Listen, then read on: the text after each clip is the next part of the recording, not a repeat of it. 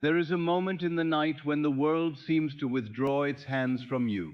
The voices of the day grow faint. The duties, the demands, the faces, the letters, the remembered words, the unfinished business of life all begin to lose their sharpness. The room becomes quiet. The body lies still. The outer world, which appeared so powerful while the sun was high, now becomes only a fading shadow upon the walls of consciousness. And in this quiet hour, before sleep receives you, I ask you to notice the great exhaustion of the old self. For perhaps you have chased long enough, perhaps you have needed long enough, perhaps you have waited at the door of life, asking it to open, asking it to bless you, asking it to prove that your desire is near. Perhaps you have looked outward for some sign that you are loved, supplied, chosen, secure, remembered, successful, free. Perhaps you have gone through the day carrying an invisible hunger, not always spoken, not always confessed, but felt in the body, felt in the breath, felt in the subtle leaning of the mind toward tomorrow. And yet tonight I tell you, you are not here to chase it. Tonight you do not chase it. You become the one who has it. Let that sentence become soft in the room. Tonight you do not chase it. You become the one who has it. You do not run after the reflection. You do not plead with the shadow. You do not ask the world to make you whole before you dare to feel whole. You do not wait for outer possession before you accept inner identity. The one who has it all does not begin with the world. He begins with consciousness. He begins with I am. The person who has it all is not far away. He is a state within you. He is not standing at the end of many years. He is not hidden behind a mountain of effort. He is not waiting for the world to give him permission to exist. The person who has it all is a state within you. He is a way of being, a way of assuming, a way of resting, a way of speaking inwardly, a way of wearing the name I am. He is not created by chasing. He is entered by assumption. And before you drift deeper into this night, before sleep begins to loosen the conscious mind and open the deeper chamber, make one small outward gesture that agrees with the inward journey you are beginning. Subscribe to this channel, not as a careless act, not as something done without meaning, but as a quiet declaration that you are willing to return to these teachings, to water the seed you plant tonight, and to remember again and again that consciousness is the only reality. Let this small action say, I am no longer listening as the old self. I am choosing to return as the one who is fulfilled.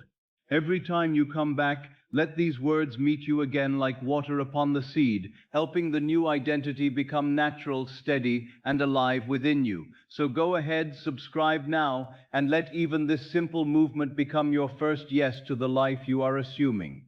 Let it be a small sign, not to the world, but to yourself, that you are serious about no longer chasing, serious about sleeping in the state of fulfillment, serious about becoming the one who already has it all. And now, having made that quiet outward agreement, return inwardly. For the true act is not outside. The true act is in consciousness. The true subscription is to the state you now choose to occupy. Sleep as the one for whom nothing is missing. Do not hurry past those words. Sleep as the one for whom nothing is missing, not because the outer world has already shown every form, not because every circumstance has already become visible, not because every person has already spoken, every door has already opened, every coin has already appeared, every letter has already arrived, but because in consciousness you may accept the completed self before the world bears witness. You may sleep as the one who is inwardly fulfilled, and the world follows the identity you accept before sleep. The world follows the identity you accept before sleep. This is why the night is sacred. The day often belongs to reaction.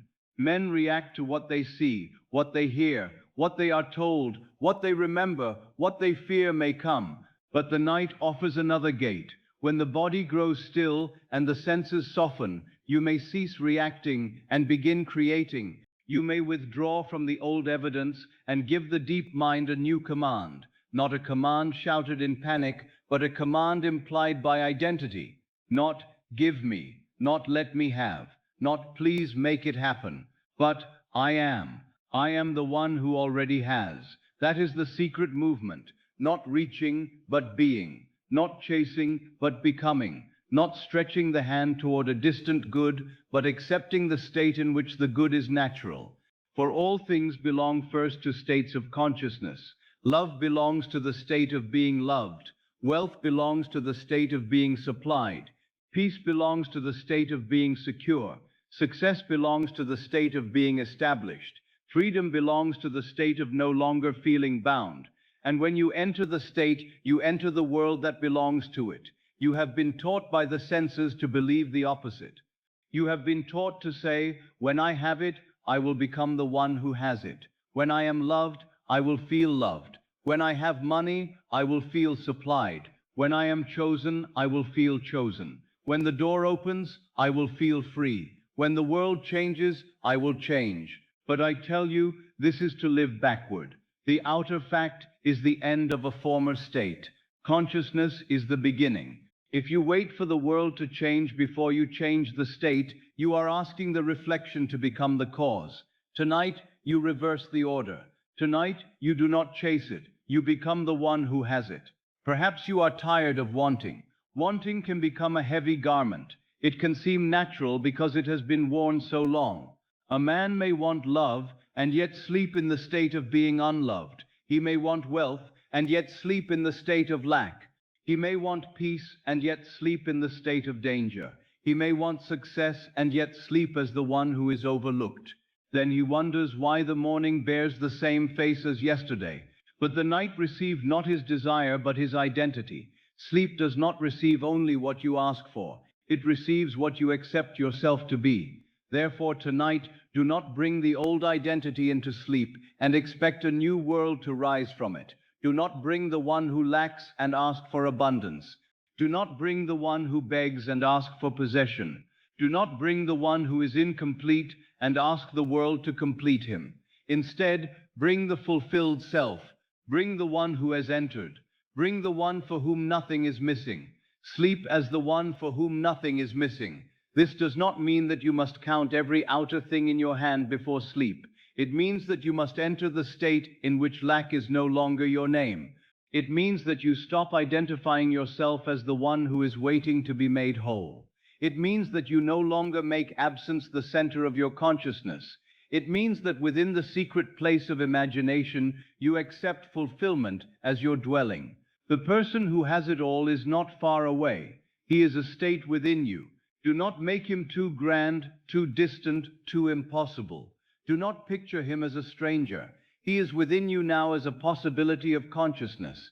He is the one who breathes differently, the one who no longer leans toward the world for proof, the one who does not ask every circumstance, "Do you approve of me?" The one who does not chase love, chase money, chase success, chase peace, chase security. He occupies the state from which these things come naturally. He does not chase because he knows chasing confesses distance. He does not beg because begging confesses separation. He does not strain because strain confesses doubt. He assumes, he receives, he rests. And tonight you are invited to become that one. Not tomorrow, not after the world changes, not after proof appears. Now, in this quiet room, as the body softens and the outer world grows dim, you may begin. You may loosen the old hand from the old identity. You may let the one who has chased all day become tired enough to lay down. You may let the one who has waited for signs become quiet. You may let the one who has measured life by what is missing slowly fade from command. The world follows the identity you accept before sleep. If you sleep as lack, the world must continue speaking in the language of lack. If you sleep as delay, the world must continue arranging delay. If you sleep as one who is almost there, life will continue to show almost. But if you sleep as the one who already has it all in consciousness, then the world must begin to move toward that identity. It may move in ways you did not plan. It may move quietly at first. It may rearrange people, events, ideas, opportunities, and circumstances without your conscious management. But it must move, because the world is only the shadow of the inner man. Tonight become the inner man who has, not the one who is asking for it, not the one who is hoping for it, not the one who is trying to deserve it, the one who has. Now I know that the mind may say, how can I become the one who has it all when the world still appears unchanged? But that question belongs to the senses. It belongs to the old order. The senses say, show me first, and then I will believe. Imagination says, believe first, and then it shall be shown. The senses say, you do not have it. Imagination says, enter the state in which it is yours. The senses report the visible. Imagination creates from the invisible. And all visible things were once invisible. The house was once an idea before it became wood and stone. The letter was once a thought before it became ink upon paper. The journey was once imagined before the foot walked the road. The life you desire must first be accepted inwardly before it can be clothed outwardly. Therefore, do not despise the invisible. Do not call it unreal because the eye has not yet seen it. The invisible is the womb of the visible. Tonight you enter the womb of the new life. You enter not by effort, but by assumption. You do not need to force the mind. You do not need to produce a violent feeling. You do not need to make the body tremble. The one who has it all does not tremble before what is already his. He rests, he breathes, he accepts. He carries an inward certainty that is often quiet because possession is quiet. Sleep as the one for whom nothing is missing. Let the body begin to understand this. The body of the one who chases is tense. It reaches even while lying still. The hands may grip. The chest may lean toward tomorrow. The stomach may hold the old fear. The brow may continue to examine the world. But the body of the one who has begins to soften. It no longer reaches because it is not outside the state. It no longer begs because it is not empty. It no longer watches every shadow because it knows consciousness is first. Let the body stop reaching now. Let the shoulders release the day. Let the face become quiet. Let the breath become slower. Let the hands open as though they no longer have to grasp. Let the heart rest from wanting. You are not abandoning the desire. You are abandoning the state of not having it. That is a very different thing. Many fear that if they stop chasing, the desire will vanish. They think desire must be held by tension, as though worry were love, as though anxiety were devotion, as though constant pursuit were proof of faith. But the opposite is true. When you chase, you often keep the desire outside you. When you assume, you bring it home. When you relax into the fulfilled state, you are not giving up. You are receiving inwardly. Tonight, you do not chase it. You become the one who has it. Let this night be the end of a certain kind of hunger. Not the end of desire, but the end of identifying with absence. Desire is divine in origin. It is a call from a deeper state. It is not your enemy. But longing becomes pain when you remain outside the state it invites you into. The desire is saying, come up higher. Enter another consciousness. Become the one who is fulfilled. The old self hears desire and begins to chase the world. The awakened self hears desire and enters the state. Enter the state tonight. Not perfectly, not dramatically, gently. If love is desired, enter the state of being loved. If wealth is desired, enter the state of being supplied. If peace is desired, enter the state of being secure. If success is desired, enter the state of being established. If freedom is desired, enter the state of being released. If all of it is desired, enter the state of the one for whom nothing is missing. The person who has it all is not far away. He is a state within you. You may meet him in imagination. You may feel him in the way the body rests. You may hear him in the way the inner voice speaks. You may know him by the absence of the old desperation. He does not say, when will it come? He says, it is mine in consciousness. He does not say, what if I am denied? He says, I am chosen in the state I occupy. He does not say, I must make it happen. He says, I accept the end and the world follows. The world follows the identity you accept before sleep. So be careful what identity you carry across the threshold. Do not carry the beggar if you want the world of the possessor. Do not carry the frightened self if you want the world of peace. Do not carry the abandoned self if you want the world of love. Do not carry the poor self if you want the world of supply. Carry the identity that belongs to the fulfilled life. And if the old identity tries to follow you, do not fight it. Simply do not wear it. Let it stand at the door of sleep and pass beyond it. You are not required to explain yourself to the old man. You are not required to prove to him that the new state is real. You may simply enter. A man does not argue with an old garment before putting on a new one. He removes it. He dresses himself differently. Tonight, dress yourself in fulfillment. Put on the garment of being loved. Put on the garment of being supplied. Put on the garment of being chosen. Put on the garment of peace. Put on the garment of freedom. Put on the garment of completion. Put on the garment of the one who already has it all. Sleep as the one for whom nothing is missing. Now let the mind become simpler. You do not need to gather every desire and hold them all by force. The state of completeness contains them. When you become the one who has it all, you do not need to chase each fragment separately. You do not chase money, love, peace, success, freedom, and security like scattered pieces across the world.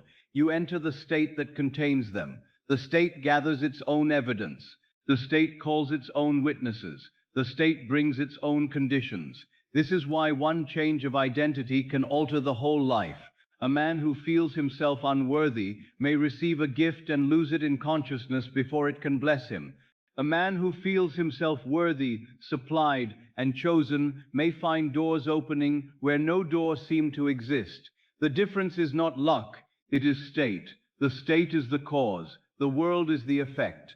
Tonight you become cause, not by controlling the world, by assuming the fulfilled identity. The outer world may sleep in yesterday for a while. Let it. You are not here to wrestle yesterday. You are here to plant tomorrow in consciousness tonight.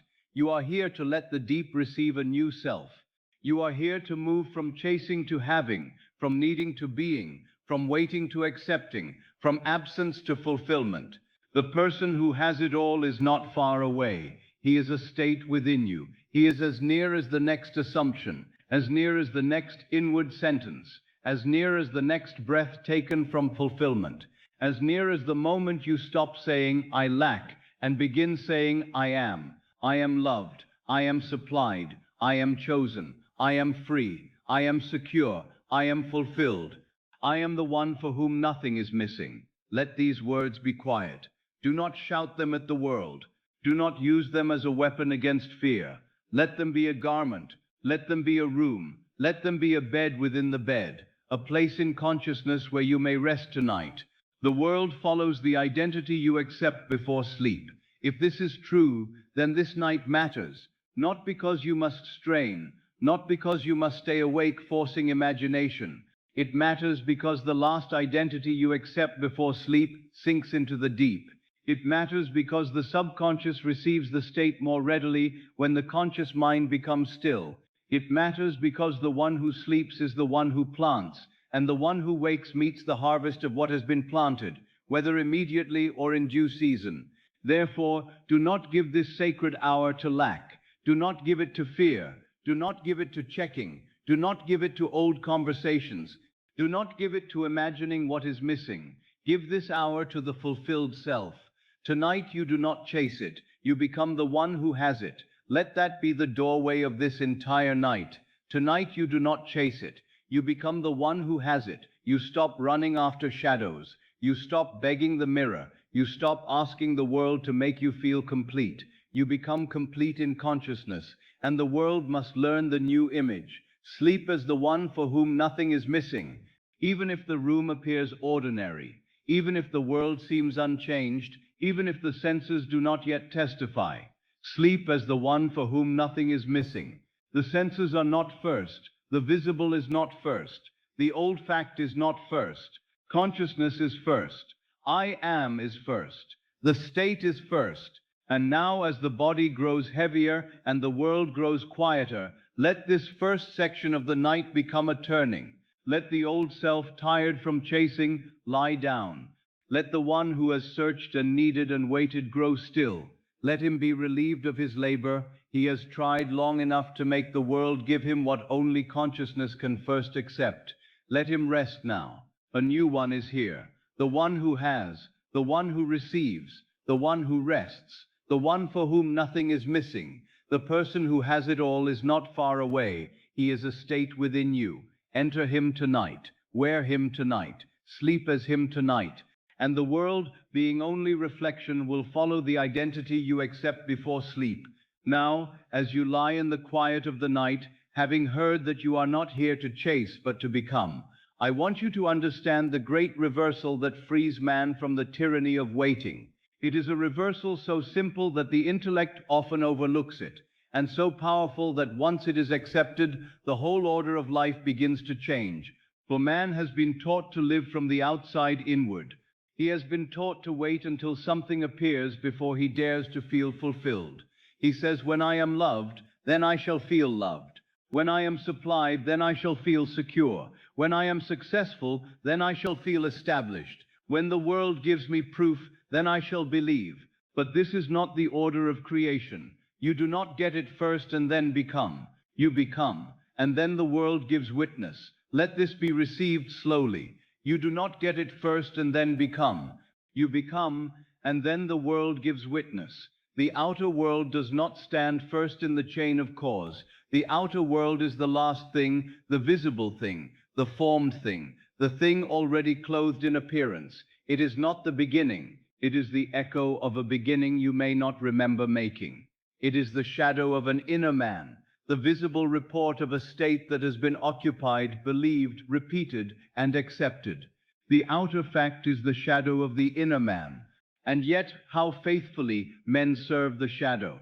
They wake in the morning and ask the shadow, "Who am I today?"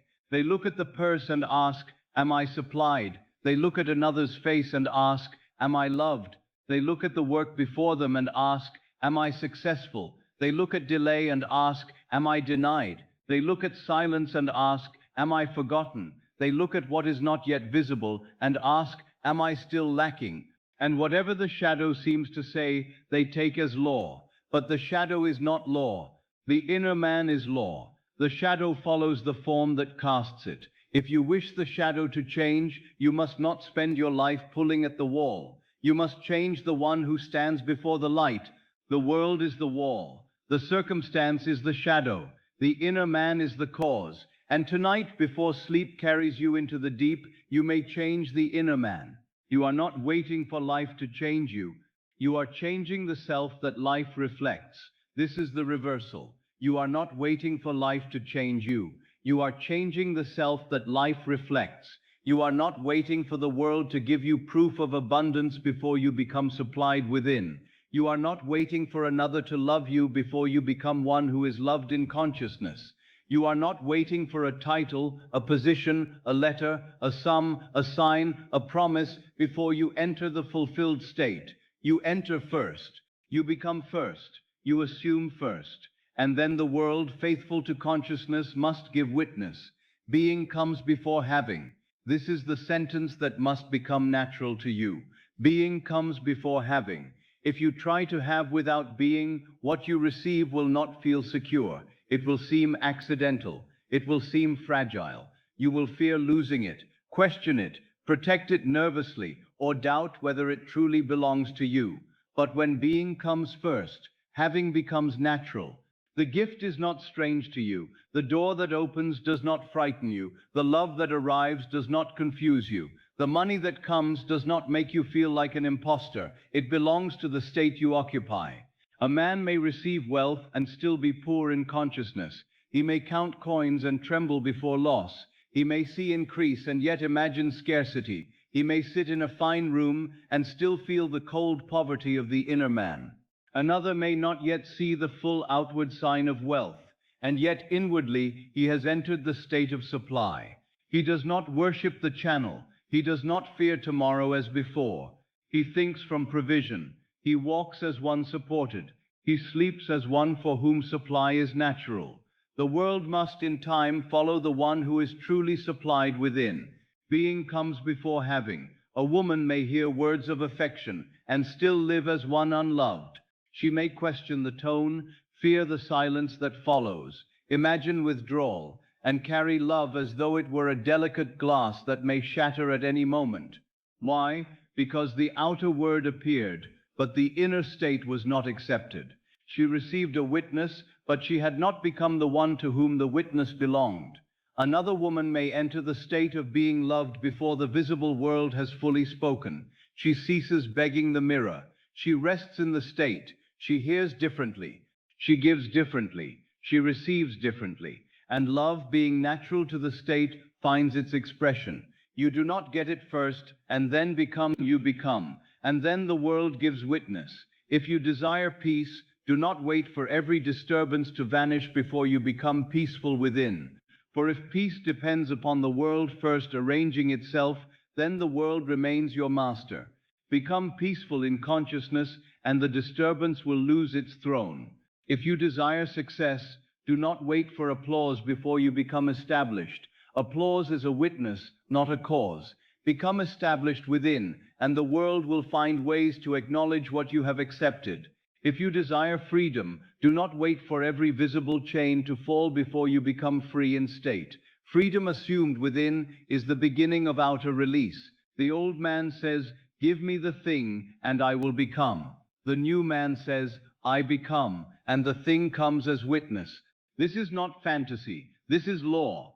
Every man is always becoming something in consciousness, whether he knows it or not. He is becoming one who waits, or one who receives, one who lacks or one who is supplied, one who is forgotten or one who is chosen, one who is anxious or one who rests, one who lives from the shadow or one who lives from the inner cause.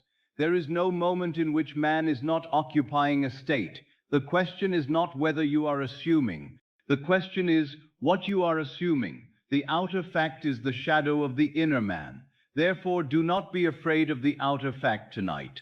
It may still show yesterday. It may still speak the language of former assumptions. It may still look like lack, delay, absence, uncertainty, or incompletion.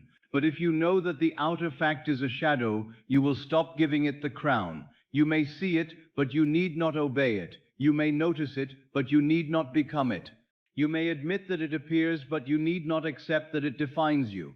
A shadow cannot tell the body what it must be. The body determines the shadow. The inner man determines the fact. You are not waiting for life to change you. You are changing the self that life reflects. Now, this change of self does not require noise. It does not require a violent effort of the mind. It does not require that you force yourself into excitement. To change the self is to accept a new identity in the secret place. It is to stop saying, "I am the one who does not have," and begin saying, "I am the one who has." It is to stop saying, "I am waiting," and begin saying, "I am fulfilled." It is to stop saying, "I am seeking," and begin saying, "I am found." It is to stop saying, "Life must first prove it," and begin saying, "I accept it in consciousness now." The world has trained you to feel after the fact, but imagination calls you to feel before the fact, not as a trick, but as cause. The world says, "See it, then feel it." Imagination says, "Feel it, and you shall see it." The world says, "Receive it, then become." Imagination says, "Become, and you shall receive."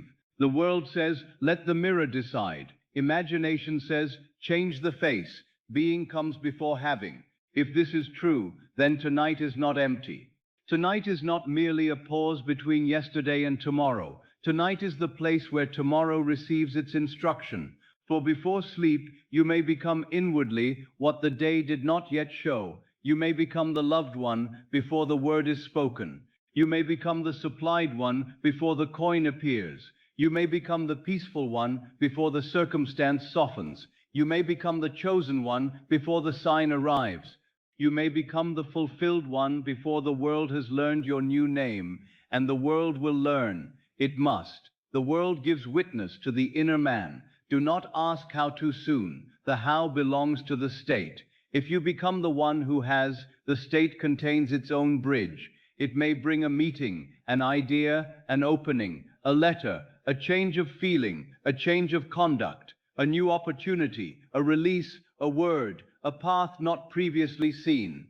The old mind wants to inspect every step before it will believe. But the new man trusts the state. He knows that the seed contains the tree, though the tree is not yet visible. He knows that the state contains the evidence, though the evidence is not yet seen. You do not get the tree first and then plant the seed. You plant the seed, and the tree gives witness. You do not get it first, and then you become, and then the world gives witness. Let this remove impatience from you. Much impatience comes from believing that the thing must appear before you can rest. But if you become first, rest is available now. You do not have to wait for the entire world to rearrange before the body may soften. You do not have to wait for every condition to agree before you may breathe from fulfillment. You do not have to wait for outer possession before you may enter inner possession. Rest is the sign that you have accepted the end. The old self says, I cannot rest until I have it. The new self says, I rest because I have it in consciousness. That is the great reversal. Now perhaps you feel a certain resistance. The old man may say, but is this not pretending? I answer you, all men are living from imagination, whether they call it pretending or truth. The fearful man imagines loss and calls it caution. The poor man imagines lack and calls it realism. The rejected man imagines abandonment and calls it memory. The anxious man imagines trouble and calls it preparation. But when the awakened man imagines fulfillment and calls it real, the world calls it fantasy. Do not be deceived. You have always imagined. Now imagine consciously. Assumption is not pretending to be what you are not. Assumption is accepting what you choose to be in consciousness before the world reflects it.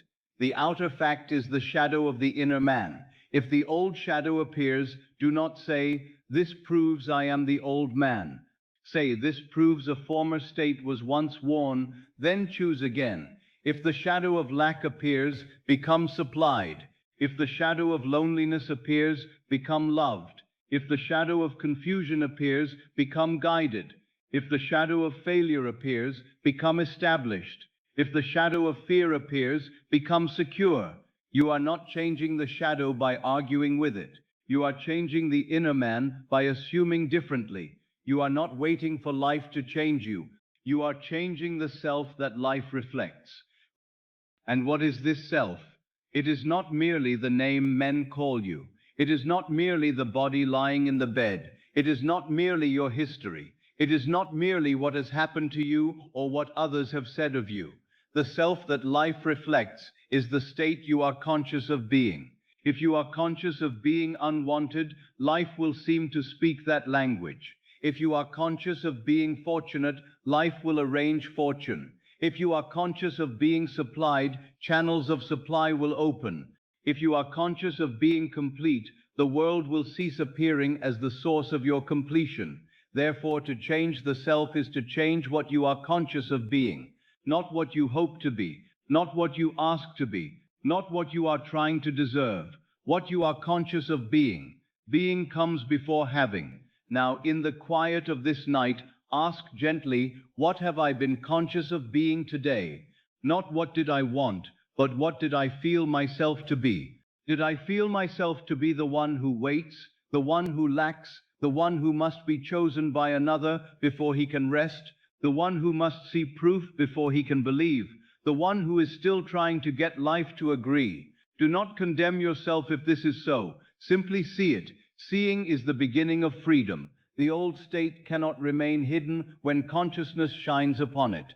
And once it is seen, you may withdraw from it. You may stop calling it I. You may say, that was a state I occupied. It is not my eternal identity. Then choose. Choose the state of the one who already has it all, the one who is loved, the one who is supplied, the one who is guided, the one who is free, the one who is established, the one who rests in fulfillment. You do not get it first and then become. You become, and then the world gives witness. The witness may come through ordinary means. Do not despise ordinary means. The divine often wears common garments. A word spoken at the right hour, a letter received, a door opened quietly, an idea rising in the mind, a person moved to act, an opportunity appearing as though by chance. The world rearranges itself through ordinary events because consciousness commands from the invisible. You do not need to make the witness dramatic. You need only become the one to whom it belongs. The outer fact is the shadow of the inner man. When the inner man changes, even your interpretation changes. The same event can speak differently to two states. To the man in lack, a delay says, "You are denied." To the man in fulfillment, a delay may say nothing at all. He is not moved by it. To the man in fear, silence says, "You are abandoned." To the man in love, silence may simply be silence. It no longer has authority to name him. To the man in poverty, an expense says, "There will not be enough."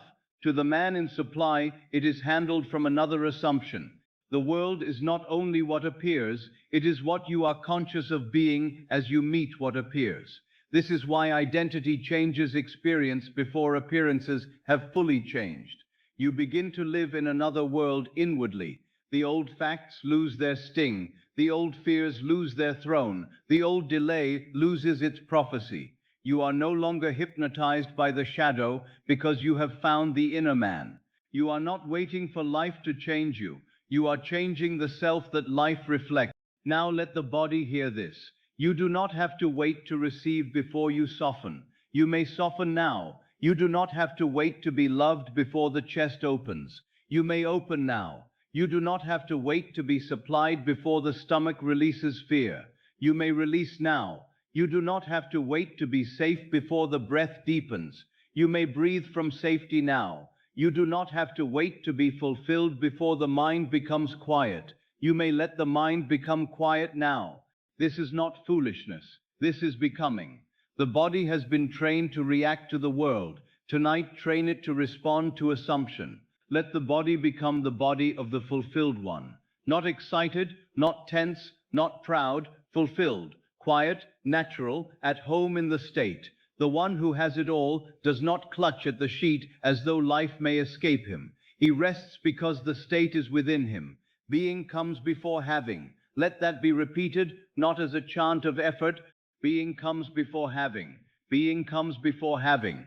Being comes before having. The inner man first, the outer witness second, the seed first, the harvest second, the assumption first, the evidence second, the I am first, the world second, the entire world of appearance is second. Do not make it first tonight.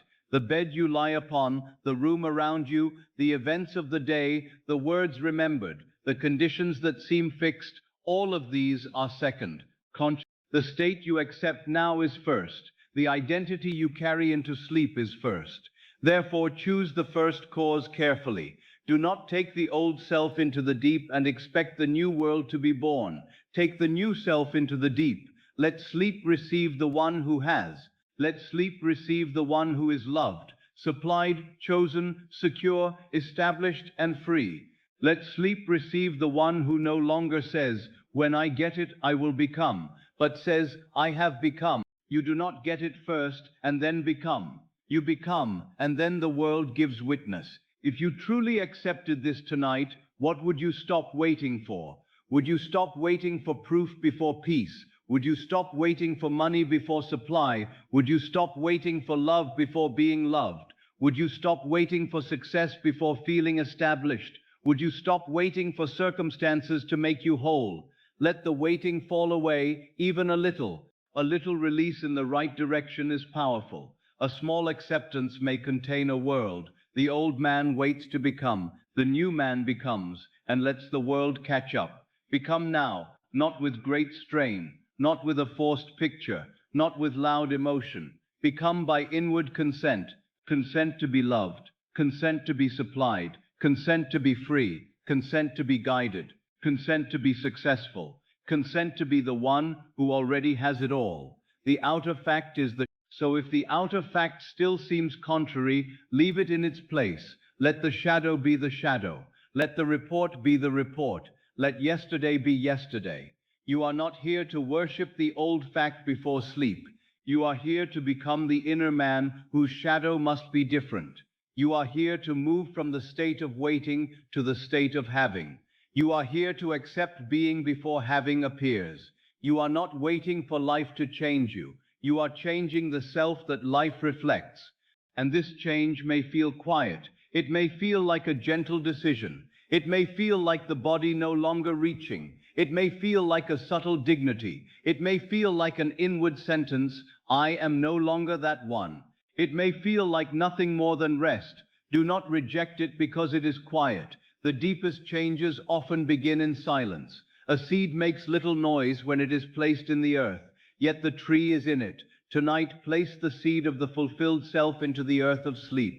Being comes before having. You are being the one now. You are being loved now. You are being supplied now. You are being chosen now. You are being free now. You are being fulfilled now. You are being the person who already has it all. Not because the world has confirmed it, but because consciousness is first, and the world gives witness.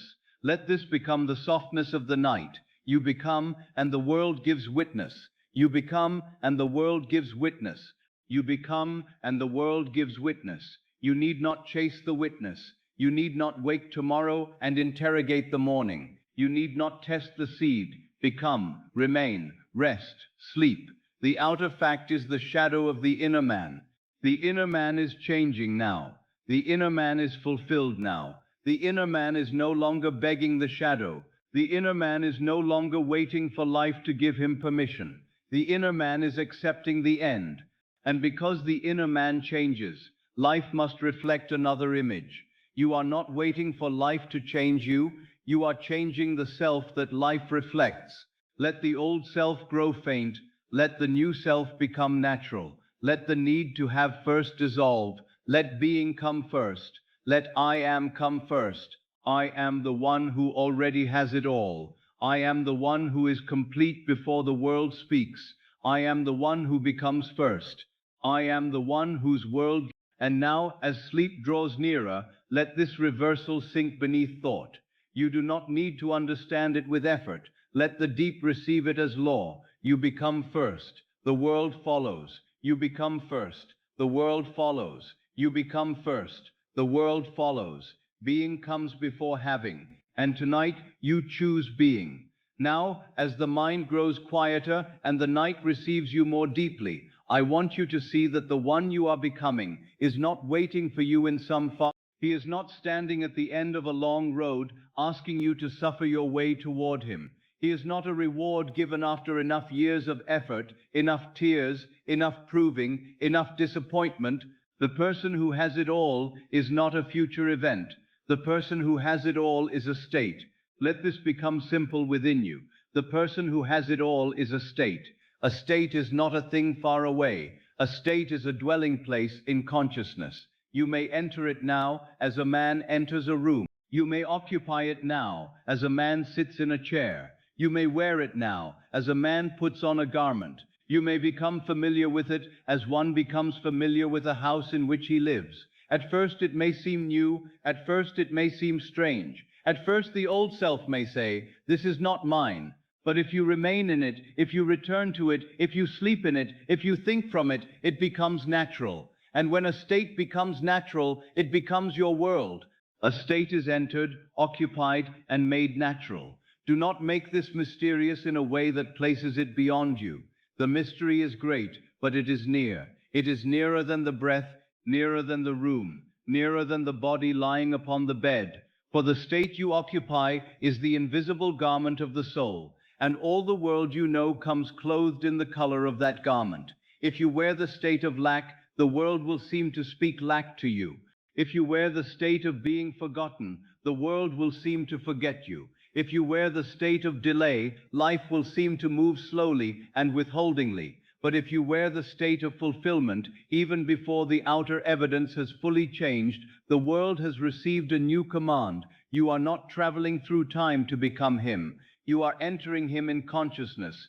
The old belief says that time must make you new. The old belief says that if enough days pass, if enough effort is made, if enough conditions agree, then perhaps you may one day become the one who has it all. But I tell you, time does not create the state.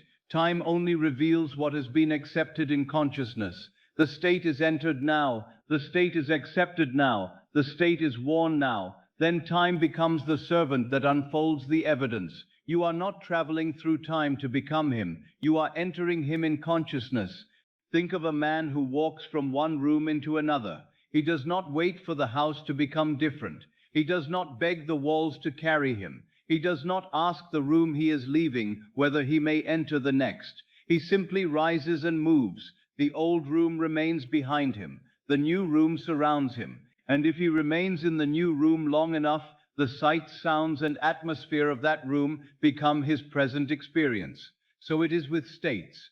You may be lying in the same bed, in the same room, in the same outward condition, and yet inwardly leave one world and enter another. The eye may still see the same ceiling. The ear may still hear the same quiet. The body may still rest upon the same pillow. But consciousness has moved, and when consciousness moves, the world has begun to move, even if the senses do not yet know it. The person who has it all is a state.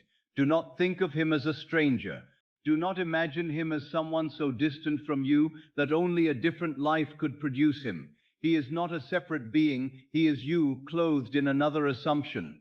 He is you released from the old confession of lack. He is you no longer waiting to be crowned by circumstances. He is you seated inwardly in the end. He is you knowing that love, supply, peace, freedom, success, and fulfillment are not things he begs for, but expressions of the state he occupies. The fulfilled self already exists within the infinite. This is one of the greatest comforts man can receive. The fulfilled self already exists within the infinite. You do not have to invent him from nothing. You do not have to build him piece by piece through strain. You do not have to persuade God to create a version of you that is loved, supplied, free, secure, and fulfilled. In the infinite, all states exist. Every possible state of man exists now. The poor man and the rejected man and the chosen man, the anxious man and the peaceful man, the waiting man and the fulfilled man, the one who lacks and the one who has.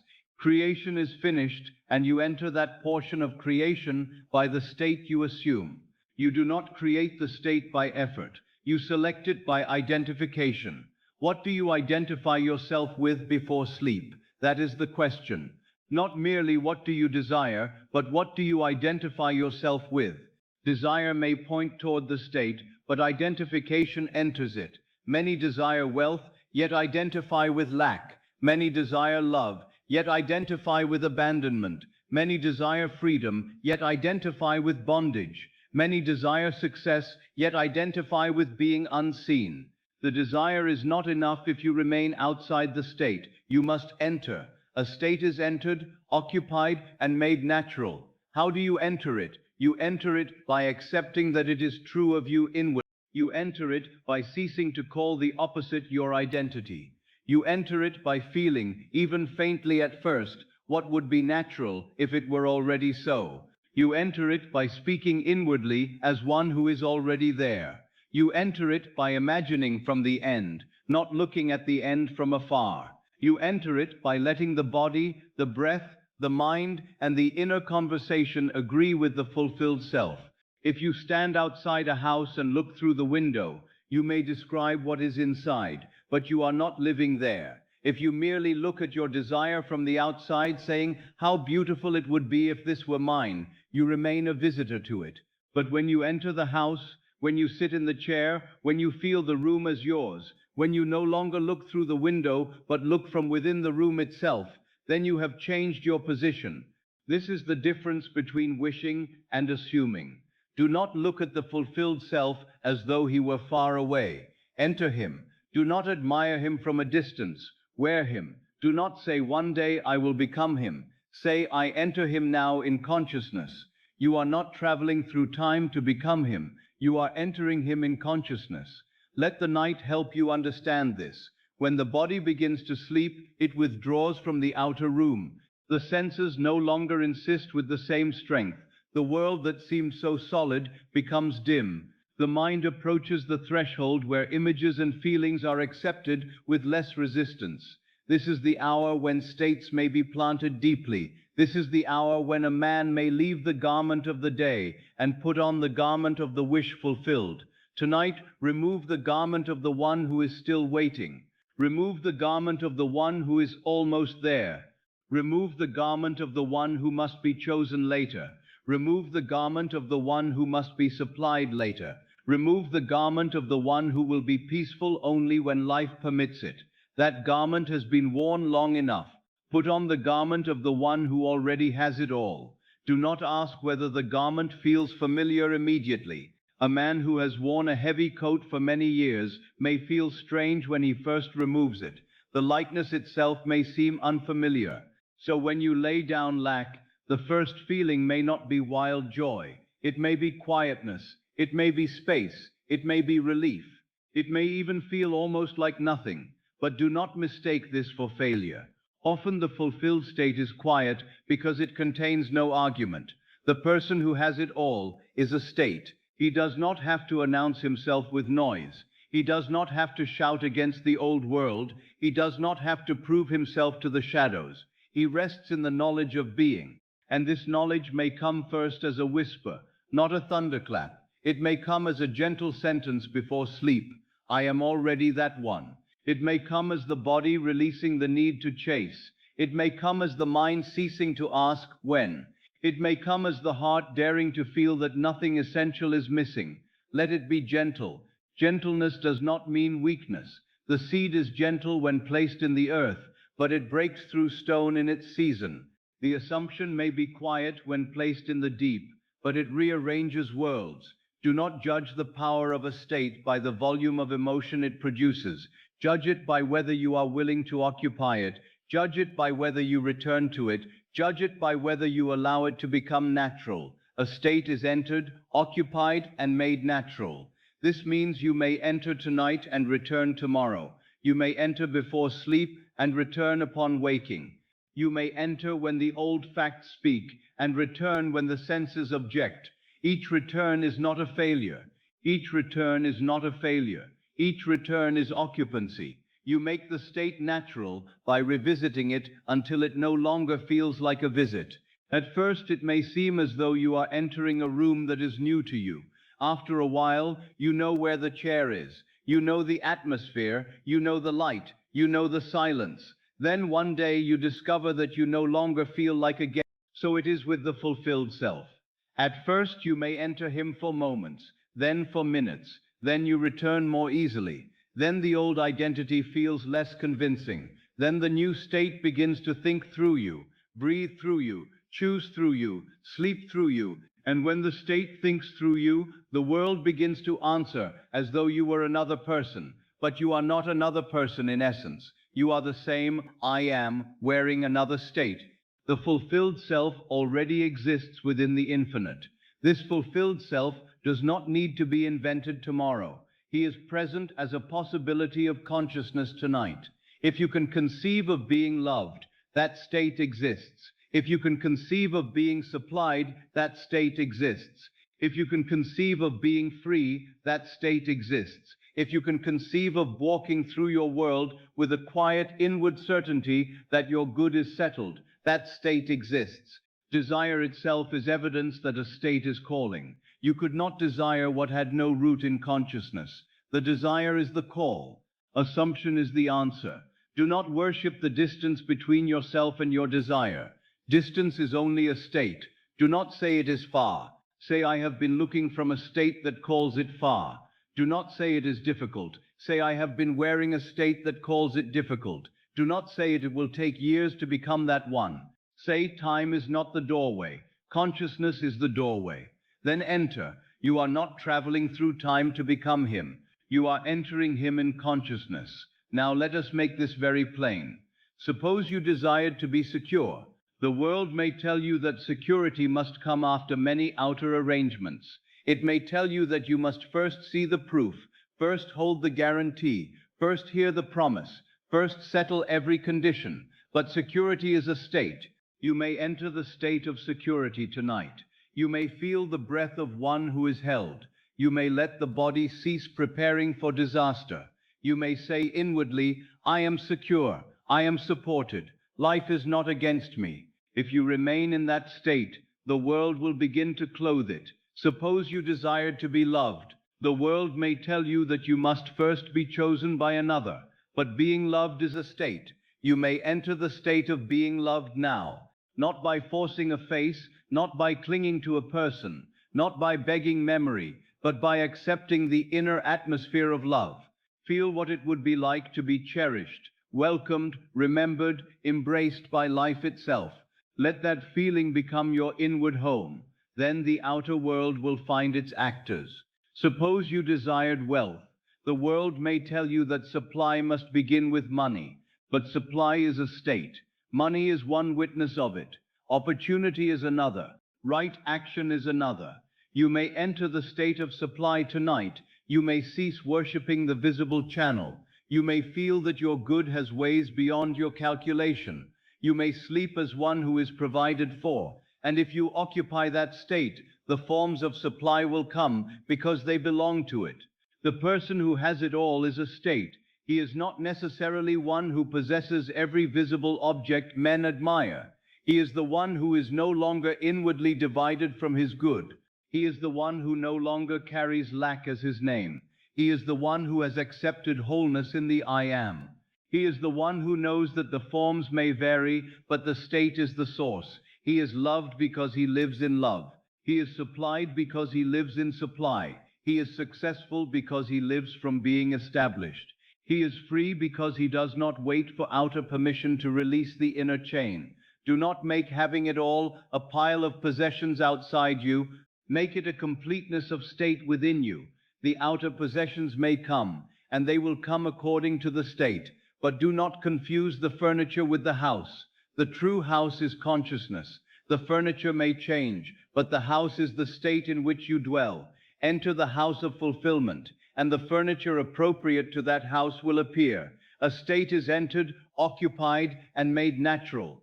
Now many stand at the doorway of a state and never enter, because they are waiting to feel worthy. They say, "When I am worthy, then I will assume." But worthiness itself is a state. Enter it. They say, "When I have proof, then I will believe." But belief is a state. Enter it. They say, "When I feel confident, then I will become." But confidence is a state. Enter it. Do not wait for states to arrive from outside. States are not visitors sent by the world. They are mansions within consciousness. In my Father's house are many mansions. These mansions are states. You do not build them with hammer and nail. You enter them by consciousness. There is a mansion of sorrow, and men dwell in it. There is a mansion of poverty, and men dwell in it. There is a mansion of bitterness, and men dwell in it. But there is also a mansion of fulfillment, a mansion of love, a mansion of supply, a mansion of peace, a mansion of freedom, a mansion of the one who already has it all. Why remain in one room because it has been familiar when another room is open within you? Tonight, move rooms, quietly, inwardly, without asking permission from the old room. You are not traveling through time to become him. You are entering him in consciousness. Let the old room be there if it must. Let its furniture remain for a while. Let the old facts sit where they are. You need not throw them out with violence. Simply withdraw your identity. The room you leave may still exist in memory, but you no longer live there. Do not keep returning to dust the furniture of lack. Do not keep lighting the lamp in the room of fear. Do not keep sitting in the chair of waiting. Let it grow dark behind you. Enter the new room and let sleep close the door. The fulfilled self already exists within the infinite. He is not asking whether you are allowed to enter. He is not questioning whether you deserve him. He is not judging you by yesterday. He is simply a state, complete, available, waiting only for occupancy. The state does not ask how many times you failed to remain in it before. A room does not refuse you because you left it yesterday. A garment does not condemn you because you did not wear it in the morning. You may enter again. You may wear it again. You may begin again. Tonight is enough. Do not say, "I have failed to become." Say, "I am entering now." Do not say, "The state is far."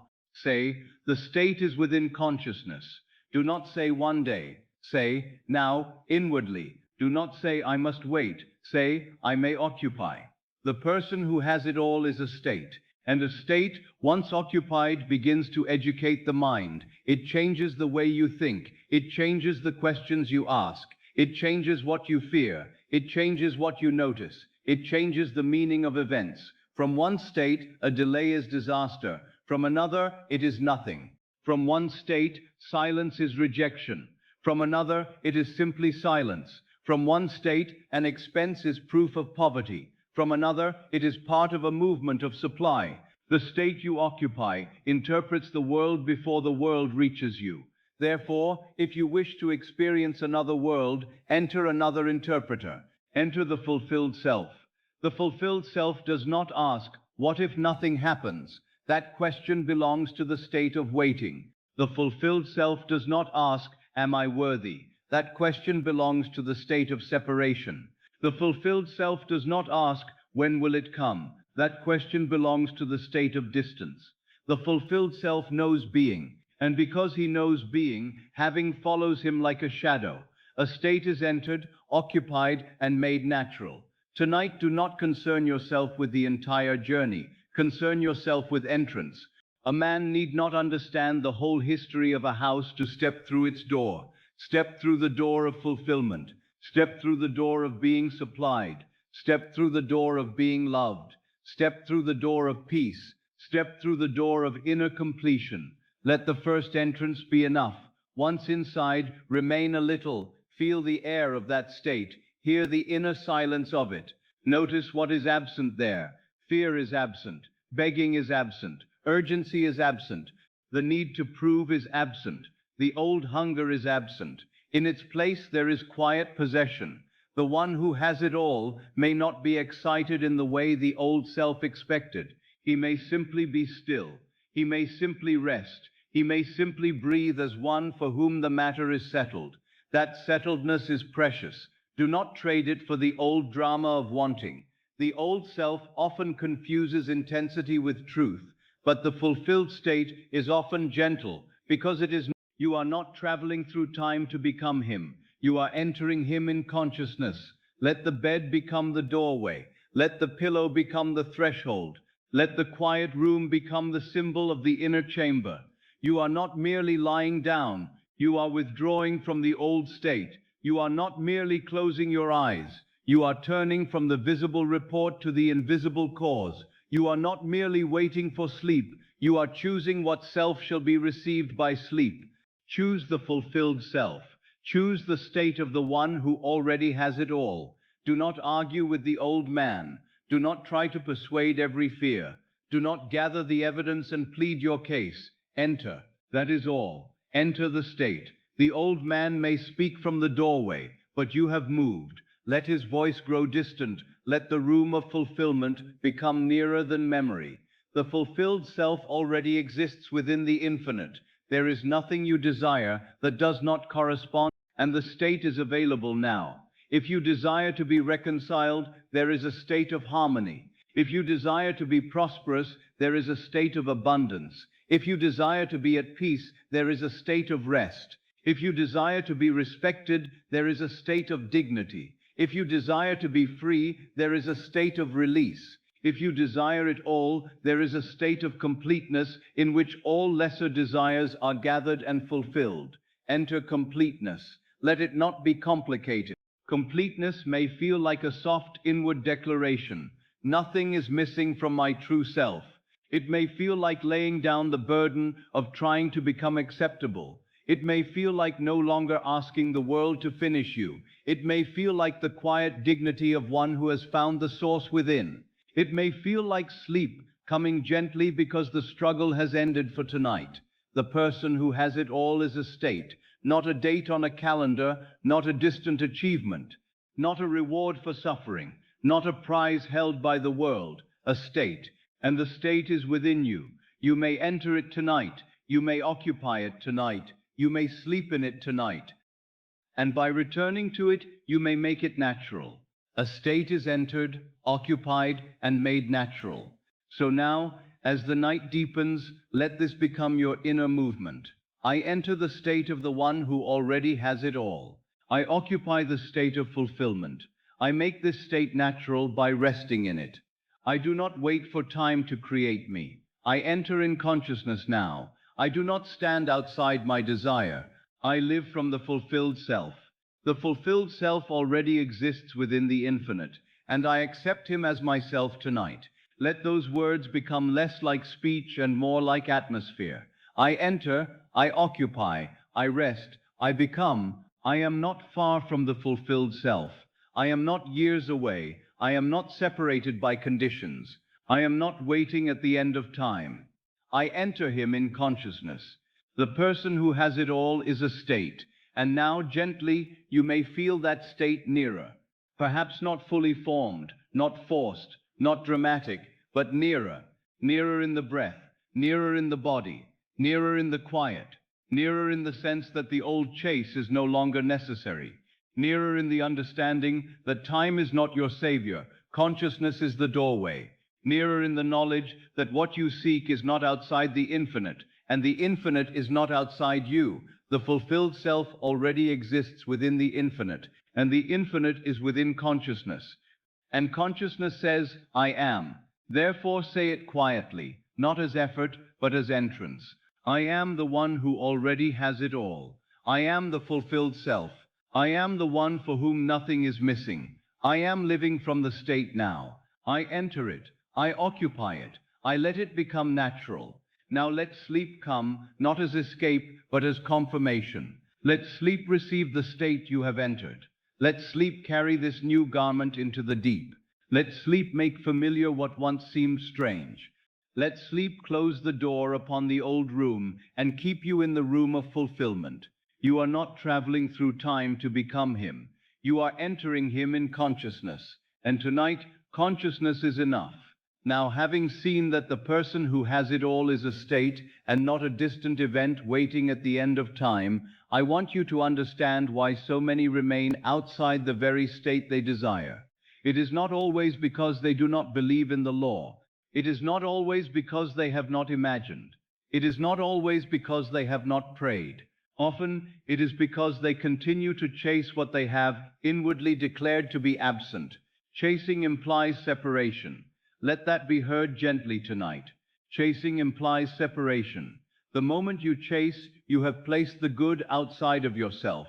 You have said without words, it is there, and I am here. It has not come, and I must go after it. It does not belong to me, and therefore I must pursue it. This may appear to the world as effort, ambition, devotion, or longing. But in consciousness, it is often a confession of distance. It is the silent declaration, I do not have.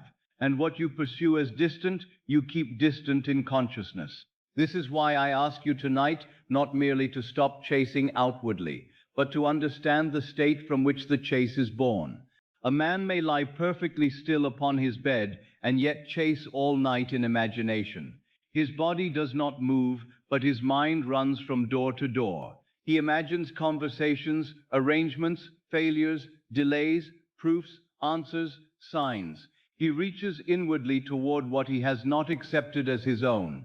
He may call this thinking, planning, caring, or preparing. But if underneath it all he feels, it is not mine, then he is not in the state of possession. He is in the state of pursuit. The one who has it all does not chase. He receives from the state he occupies. The one who has it all does not chase. He receives from the state he occupies. This does not mean that he never acts in the world. It means that his action does not arise from emptiness. His movement is not the frantic movement of one who believes the good may escape him. His words are not the pleading words of one who feels denied. His decisions are not made from panic. He acts from the inward assurance that the end is accepted, and therefore his action is calm, timely, natural, and compelled by the state rather than forced by fear. There is a great difference between inspired movement and anxious pursuit.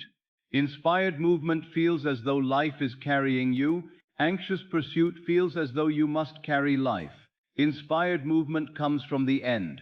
Anxious pursuit comes from absence. Inspired movement has a certain quietness in it, even when it is active.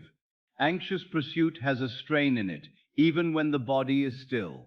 Tonight, before sleep, you are not asked to suppress life or refuse action or become idle. You are asked to change the state from which all action springs. Stop running after the reflection. Change the face. Stop running after the reflection. Change the face. If a man looks into a mirror and sees sorrow upon his face, he would be foolish to polish the mirror in the hope that the face may smile. If he sees fear reflected, he does not plead with the glass to become brave. The mirror cannot initiate change. It can only return what stands before it. And yet men spend their lives with the mirror, arguing with circumstances, begging conditions, pursuing effects, while leaving untouched the inner face that casts the image. The world is the mirror. Your state is the face. Change the face, and the mirror must bear witness. Chasing belongs to the man who has forgotten that consciousness is cause. He looks at the shadow and believes the shadow has run away with his good. He says, I must catch it. But a shadow cannot be caught. You cannot possess a shadow by running after it. The faster you run, the more the game continues. You stop, you turn, you discover the body that casts it. Then the shadow follows naturally. Likewise, you do not catch love by chasing love. You enter the state of being loved. You do not catch wealth by chasing wealth. You enter the state of being supplied. You do not catch peace by chasing peace. You enter the state of rest. You do not catch fulfillment by chasing fulfillment. You become fulfilled in consciousness. Chasing implies separation, and separation is an imaginal act. It is not merely an outer condition. It is something assumed. A man may be surrounded by people and feel separate from love. He may have money and feel separate from supply. He may have opportunity and feel separate from success. He may have quiet around him and feel separate from peace. Therefore, do not be deceived by appearances. Separation is first a state, and if separation is a state, union is also a state. Tonight, you move from separation to union, not by running farther, but by accepting inwardly that what you seek belongs to the I am. You must see the subtlety of this. Desire itself is not the enemy. Desire is beautiful. Desire is the voice of a deeper state calling you into expression. But when desire is mixed with the belief that the good is outside and withheld, it becomes painful. Desire then turns into hunger. Hunger turns into pursuit. Pursuit turns into tension. Tension turns into more evidence of not having the same desire that could have lifted you into a higher state, becomes, when misunderstood, a chain that binds you to absence. So I do not ask you to kill desire. I ask you to fulfill it in consciousness. Do not say, I must stop wanting because wanting hurts. Say instead, I must stop standing outside the state to which my wanting calls me. The desire for love is calling you into the state of being loved. The desire for wealth is calling you into the state of being supplied. The desire for peace is calling you into the state of security. The desire for success is calling you into the state of being established. The desire for everything fulfilled is calling you into the state of the one who already has it all. What you pursue as distant, you keep distant in consciousness. Therefore tonight, stop making distance sacred. Stop giving absence your attention as though it were the truth. Stop studying the gap between where you seem to be and where you long to be. The gap is not crossed by worry. The gap is dissolved by state. The moment you become the one who has, the psychological distance collapses. The world may still take its appointed path to reflect the new state, but within you the distance is gone. And where distance is gone in consciousness, the outer path is already under command. I know how deeply the old man wants to chase. He believes that if he does not chase, nothing will happen. He believes that if he stops worrying, life will forget him. He believes that if he releases tension, he has abandoned his desire. But this is only because he has mistaken tension for power. He has mistaken pursuit for faith. He has mistaken need for love. He has mistaken anxiety for responsibility. Tension is not faith. Panic is not devotion. Chasing is not possession. The one who has it all does not chase. He receives from the state he occupies. Imagine a man sitting at a table where the meal has already been prepared for him. If he truly knows it is his table, he does not run into the street begging for bread. He sits, he receives, he may lift his hand, he may eat, he may give thanks, but he does not act from starvation. The one who believes the table is not his may run, plead, bargain, and knock upon every door, though the meal was already placed in his own house. So it is with consciousness. Your fulfilled state is the house. Enter it, and you will find that much of what you chased was waiting for you to become still enough to receive. But while you run in imagination, you often run past the door. Stillness is not the absence of creation. Stillness is the recognition of cause. In stillness, you cease arguing with effects. In stillness, you stop giving the outer world the power to name you. In stillness, you return to the source from which the outer world is cast. The world may admire the man who runs loudly, but heaven responds to the man who assumes quietly. It is not noise that impresses the deep, it is acceptance. Tonight, let acceptance replace pursuit. Let the body know the difference. The body that chases tightens itself around an absence. The jaw may hold the unspoken plea, the chest may lean toward the future, the stomach may repeat the old fear, the hands may remain ready to grasp. Even in bed, the body may not be resting, it may be reaching. But the body of the one who receives begins to loosen. It no longer prepares to run. It no longer holds itself as though the good were fleeing. It begins to feel that the desired life is not escaping, but approaching by the law of state. Let the body stop running now. Let the face soften. Let the shoulders stop carrying tomorrow. Let the hands open. Let the chest no longer lean toward what is absent. Let the breath return to the present. This moment is not empty. This moment is the doorway of possession. If you can accept the state now, you are no longer outside it. You do not need to run to tomorrow to find it. You do not need to search the roads of time. The state is entered where you are. The one who has it all is not reached by distance. He is assumed in consciousness. Chasing implies separation. When you chase a person, you say in consciousness, "You are the source of my love." When you chase money, you say, "This channel is the source of my supply." When you chase recognition, you say, "Their approval is the source of my worth." When you chase peace from circumstances, you say, "The world is the source of my rest." But the moment you give the source to something outside yourself, you become dependent upon the movement of shadows. You wait for the person, the coin, the word, the letter, the condition.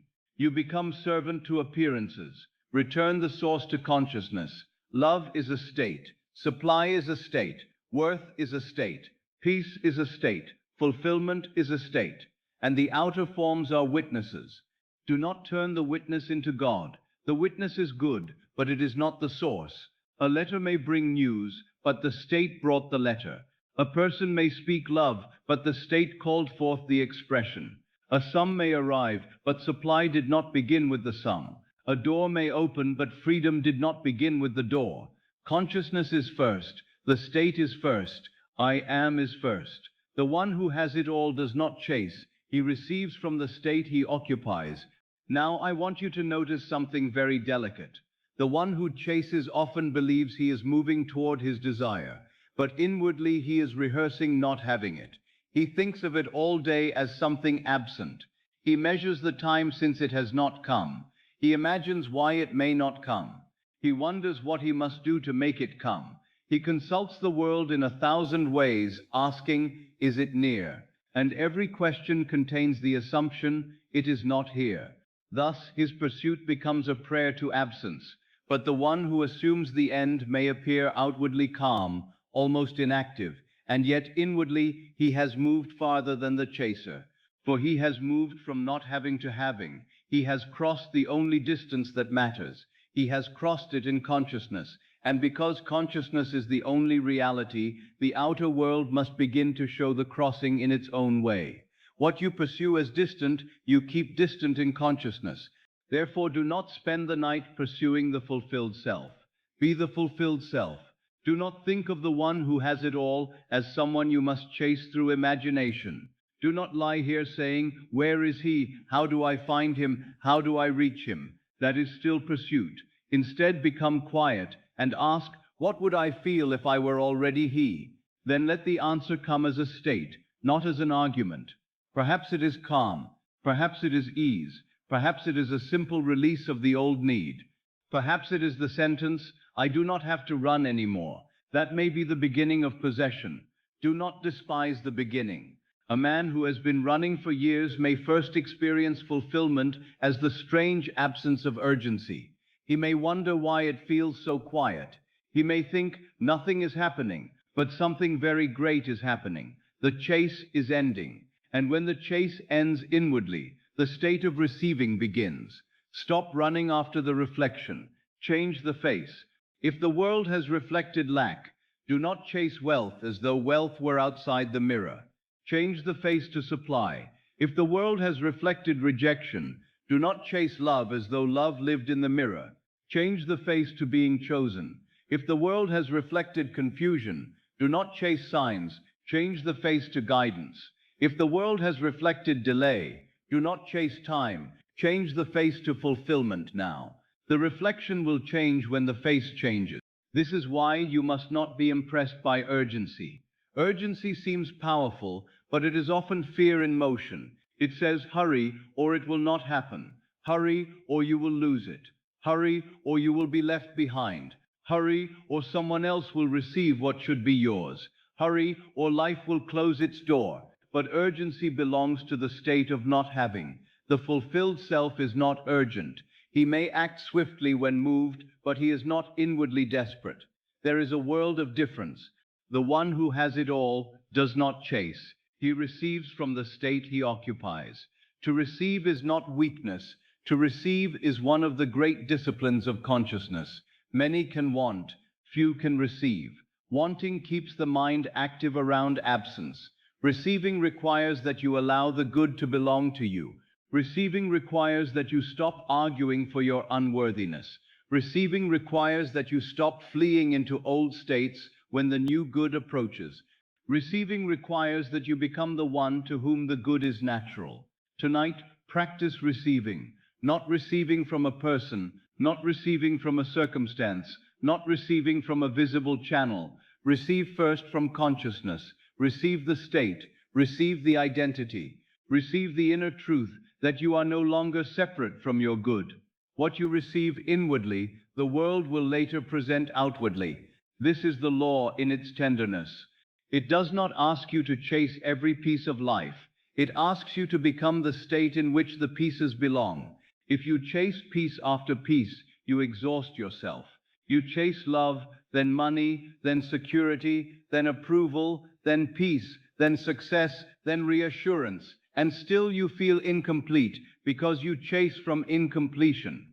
But if you enter the state of the one who already has it all, the fragments begin to gather around the state. You do not need to run in 6 directions. You need to occupy one state, the state of fulfillment, the state of completeness, the state of possession, the state of I am. Chasing implies separation. Let this phrase loosen something in you. If chasing implies separation, then rest implies union, not sleepy indifference, not apathy, but sacred rest. The rest of one who knows the seed is planted. The rest of one who knows the invitation has been accepted. The rest of one who knows he is no longer outside the house but inside it. The rest of one who knows he is not begging for a place at the table. He has taken his seat. Take your seat tonight.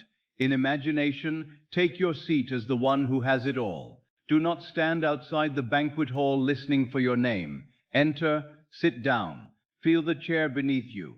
Feel the quiet dignity of belonging. You do not need to see every dish upon the table. The state of being seated is enough. The one who belongs will be served by the state he occupies. You may say, but what of my desire?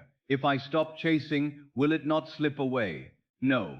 If it is truly yours in consciousness, it cannot be lost by rest. Only the illusion of separation needs chasing. What belongs to your state comes by law. When you become the one who has, your desire is no longer a fugitive.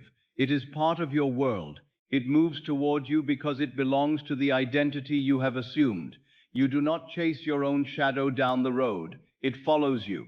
So let your good follow the state. The one who has it all does not chase. He receives from the state he occupies. This is not a command to do nothing in life. It is a command to do nothing from the state of lack. There is work that comes from fear, and work that comes from faith. There is speech that comes from need, and speech that comes from possession. There is movement that tries to force the world, and movement that is the natural expression of the fulfilled self. When you occupy the state, you will know what to do when doing is required. But your doing will no longer be a confession that nothing is yours. It will be the unfolding of what you have accepted. Action born of the fulfilled state is clean. Action born of lack is entangled. Tonight, before sleep, disentangle yourself. Withdraw your power from anxious pursuit. Withdraw your worship from the visible channel. Withdraw your identity from the one who must run. Say inwardly, I do not need to chase what belongs to the state I occupy. I enter the state, I receive from the state. I let the world arrange itself according to the state. Stop running after the reflection. Change the face. Now let us look at desperation. For desperation is one of the cleverest disguises of unbelief. Desperation says, I want this so much, but beneath it, it says, I do not have it. Desperation says, I cannot rest until it comes. But beneath it, it says, it is absent. Desperation says, I must make it happen. But beneath it, it says, the state is not enough. Thus desperation may seem passionate, but it is often faith in lack. The fulfilled self is not desperate. He may love deeply, he may desire nobly, he may act boldly, but he is not desperate because he is not separated from the end in consciousness. He has accepted the end. He has crossed the invisible bridge. He knows that outer events must follow the inner fact. And because he knows, the body rests. Let your body learn this now. Let the forehead soften, because you do not have to solve the world tonight. Let the throat soften, because you do not have to plead. Let the chest soften, because your good is not running from you. Let the stomach soften, because supply does not depend upon fear. Let the hands soften, because what is yours in consciousness does not require grasping. Let the whole body become the body of one who receives. What you pursue as distant, you keep distant in consciousness. But what you accept as inwardly yours begins to come near. It comes near first as peace, then as naturalness, then as expectation, then as movement, then as fact. Do not demand that fact come before peace. Peace is the first evidence that you have entered. Naturalness is the sign that you are remaining. The outer form is the later witness. Men often reject peace because they are waiting for proof. They say, I cannot be peaceful yet. But peace is not the prize at the end. Peace is the atmosphere of the state that contains the prize. If you refuse peace until the desire appears, you remain in the state of not having. Accept peace now, and you have entered the state where fulfillment is already true. The one who has it all does not chase. He receives from the state he occupies. Let this change how you enter sleep. Do not enter sleep as a hunter of your desire. Enter as the possessor of your state. Do not enter sleep repeating, where is it? When is it? How will it come? Those questions keep the mind outside. Enter sleep with the simplicity of possession. It is mine in consciousness. I am the one. I dwell in the end. If thoughts of pursuit return, do not fight them. Gently recognize them as the old movement and return to being. Return to the state. Return to the room of fulfillment. Return to the garment. Return to the inner seat at the table. Return to the face, not the mirror. Stop running after the reflection. Change the face. The reflection may still speak for a little while. Let it speak. You are not required to answer every shadow. If old evidence appears tomorrow, let it be the echo of what was. Do not start running again. Do not say nothing has changed, simply because the mirror has not yet caught the new face. Remain faithful to the state. The state is cause. The reflection must follow. Do not test the state by chasing the reflection. That is how many fall back into absence. They assume for a moment, then run to the world asking, has it changed? Has it moved? Has it arrived? This checking is another form of chasing. It says, I do not yet have. The one who receives does not dig up the seed every hour to see whether it has become a tree. He plants and rests. He waters by returning to the state. He trusts the unseen process. Chasing implies separation. Checking implies uncertainty. Grasping implies fear. Rest implies possession. Receiving implies union. Tonight, choose rest. Choose receiving. Choose union. Choose the state in which your good is not fleeing from you, but belongs to you. You may imagine the desire standing before you like a timid bird. If you rush at it wildly, it flies away. If you become still, if you hold out your hand without fear, this is only a symbol, but it teaches the law of state. The frantic mind frightens its own good, because it treats the good as separate and uncertain. The quiet mind receives because it knows union. Do not frighten your desire with desperation. Welcome it by becoming the one to whom it belongs. The one who has it all does not chase. He receives from the state he occupies. Now, let the night make this easier. In the day, the world seems to invite pursuit. It presents errands, words, appearances, comparisons, delays, and demands. But in the night, the world releases its grip. There is nowhere to run now. The body is lying down, the room is still. The roads of the outer world are closed to you for the moment, and the road of consciousness is open. This is mercy. You cannot chase outwardly while sleep approaches. Therefore, chase no more inwardly. Let even the inner running cease. Be still. Not because you have abandoned life, but because you have found cause. Be still. Not because you no longer desire, but because you have entered the state. Be still. Not because nothing is happening, but because creation begins in the unseen. The old man thought that stillness was delay. The new man knows that stillness is power. The old man thought that if he stopped running, he would lose. The new man knows that he receives by state. The old man thought the world held his good.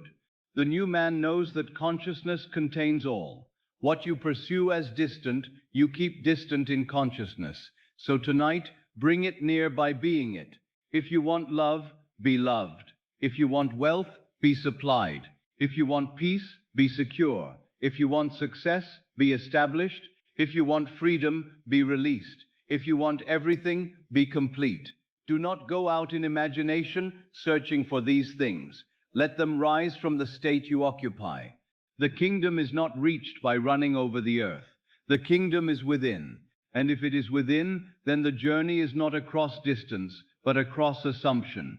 You do not travel from lack to fulfillment by moving through time. You travel by ceasing to identify with lack and accepting fulfillment now. Stop running after the reflection.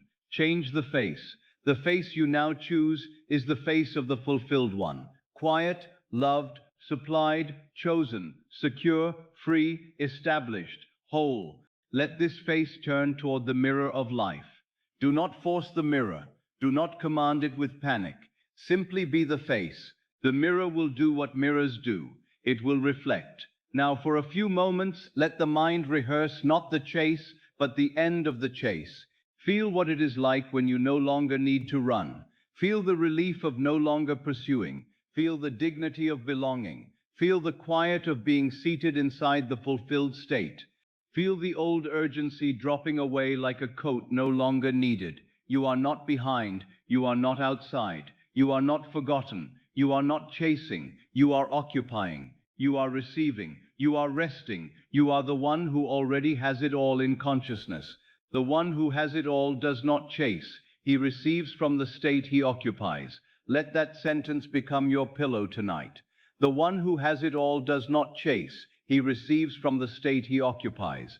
Let the body sink into it. Let the mind stop running.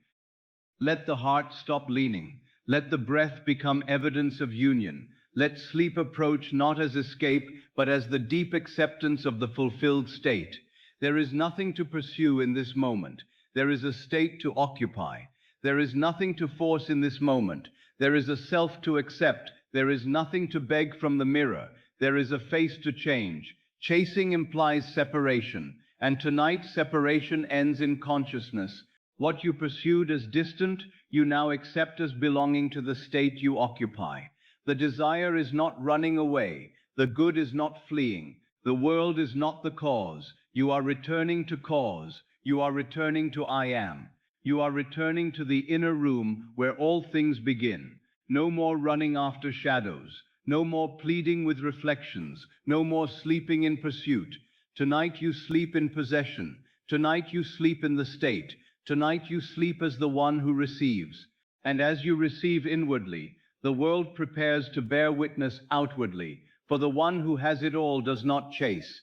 He receives from the state he occupies, and now occupy it. Now, having seen that chasing keeps you outside the state, I want you to understand the holy meaning of relaxation. For many have misunderstood rest. They think rest is weakness. They think relaxation is indifference. They think that if they soften, if they cease gripping, if they no longer strain toward the thing desired, they have somehow abandoned it. But I tell you, the very opposite is true. Relaxation is the posture of possession. Relaxation is the posture of possession. The body of the one who lacks is tense because it is reaching. The body of the one who waits is tense because it is watching. The body of the one who fears is tense because it is defending itself against what it has imagined. The body of the one who doubts is tense because it stands between two worlds, wanting one and believing another. But the body of the one who has entered the fulfilled state begins to release its argument. It no longer needs to prove. It no longer needs to beg. It no longer needs to hold the world by the throat and force it to speak.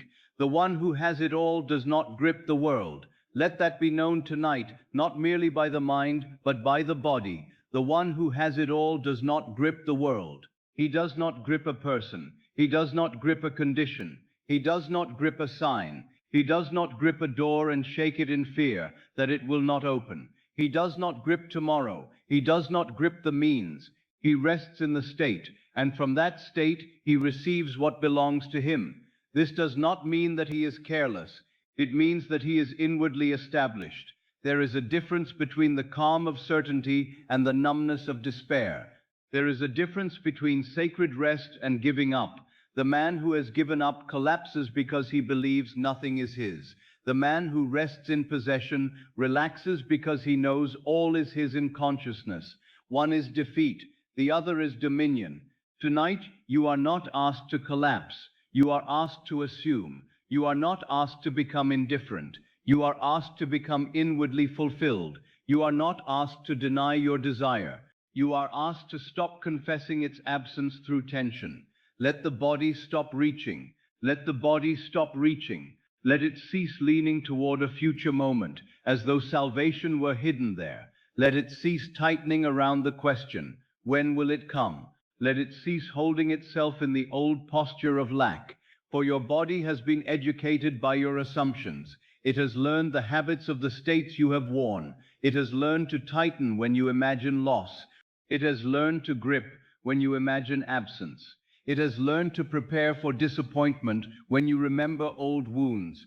But tonight, you may teach it another state. You may teach the body possession, not by shouting at it, not by forcing it, not by commanding it harshly, but by letting it feel, little by little, that the answer has already been given. Rest as though the answer has already been given. This is a sacred instruction. Rest as though the answer has already been given. Not because every outward form is visible this instant, but because consciousness has accepted the end. Rest as though the inner decree has been received. Rest as though the seed has been planted. Rest as though the door has already opened in the only place where doors truly begin to open, within the I am. When a man receives good news, something in the body changes before he explains it. The breath alters, the face releases, the shoulders descend.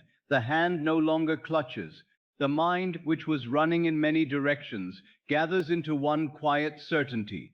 Now, I do not ask you to wait for a visible messenger to bring that news. I ask you to give the news to yourself in imagination. I ask you to assume that the word has already been spoken in the depth of consciousness. It is done.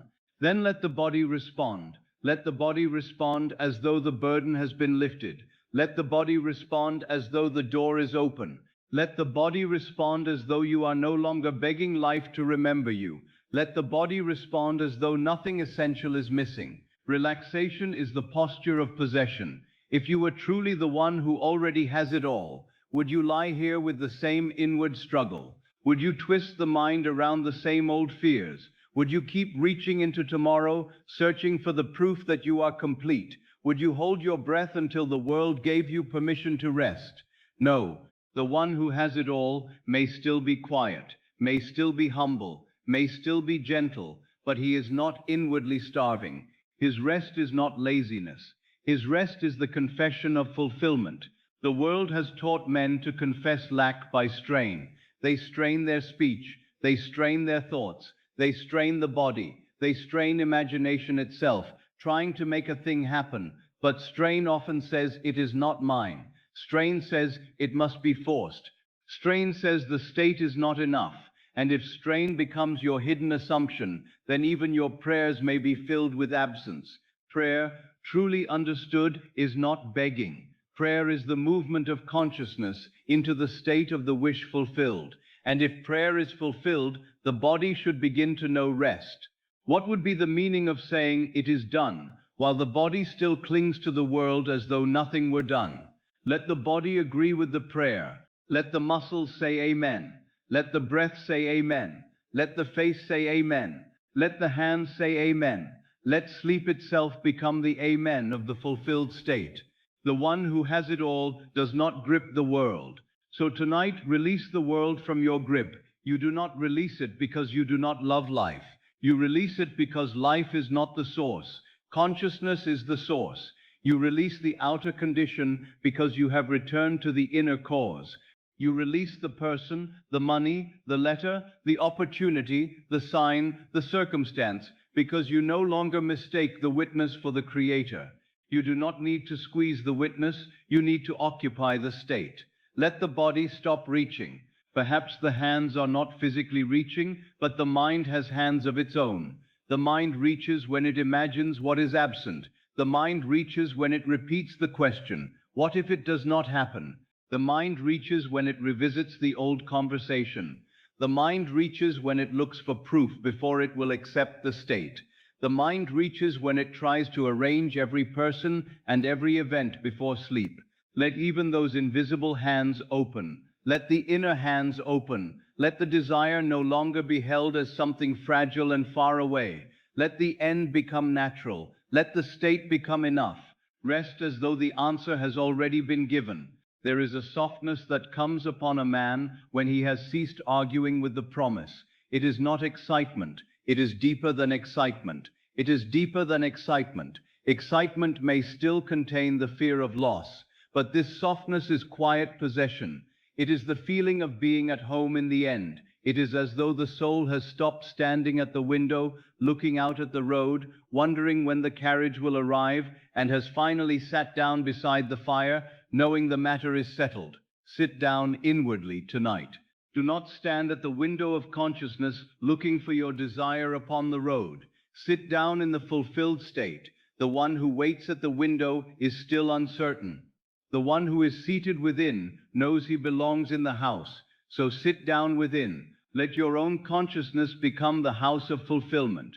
Let the room be warm. Let the door be closed against the old winds of lack. Let the lamp be lit. Let the table be prepared. You need not see every outer form. You need only know that you are no longer outside. Relaxation is the posture of possession. Now let us become very practical. If you desire love, what would the body of one who is loved feel like before sleep? It would not be rigid with the fear of being forgotten. It would not listen inwardly for rejection. It would not rehearse abandonment. It would not beg the night to bring a sign. It would soften into being held. It would breathe as one cherished. It would allow the heart to rest, not because another has already performed every outer act, but because the state of being loved has been accepted. If you desire wealth, what would the body of one who is supplied feel like before sleep? It would not lie awake counting fears. It would not measure the future with anxiety. It would not worship one channel as though God had no other. It would release the stomach from contraction. It would let the breath move freely. It would feel that supply is a state, and that the forms of supply are obedient to that state. It would rest as though provision were natural. If you desire success, what would the body of one who is established feel like before sleep? It would not tremble before failure. It would not replay the old scenes of being overlooked. It would not demand applause before assuming dignity. It would rest in the quiet authority of accomplishment. It would feel that the path is already arranging itself around the accepted identity. It would sleep as one whose work has its place. If you desire peace, what would the body of one who is secure feel like before sleep? It would not guard every thought like a soldier at a gate. It would not prepare for disaster. It would not borrow trouble from tomorrow. It would let the nervous watchman retire. It would allow the whole inner house to become quiet. It would rest as though the answer has already been given. And if you desire all things fulfilled, what would the body of the one who already has it all feel like? Tonight, it would not be swollen with pride. It would not be loud. It would not need to convince anyone. It would simply stop lacking. It would cease to confess absence. It would feel full without strain, complete without display, rich without fear, loved without grasping, guided without confusion, free without rebellion.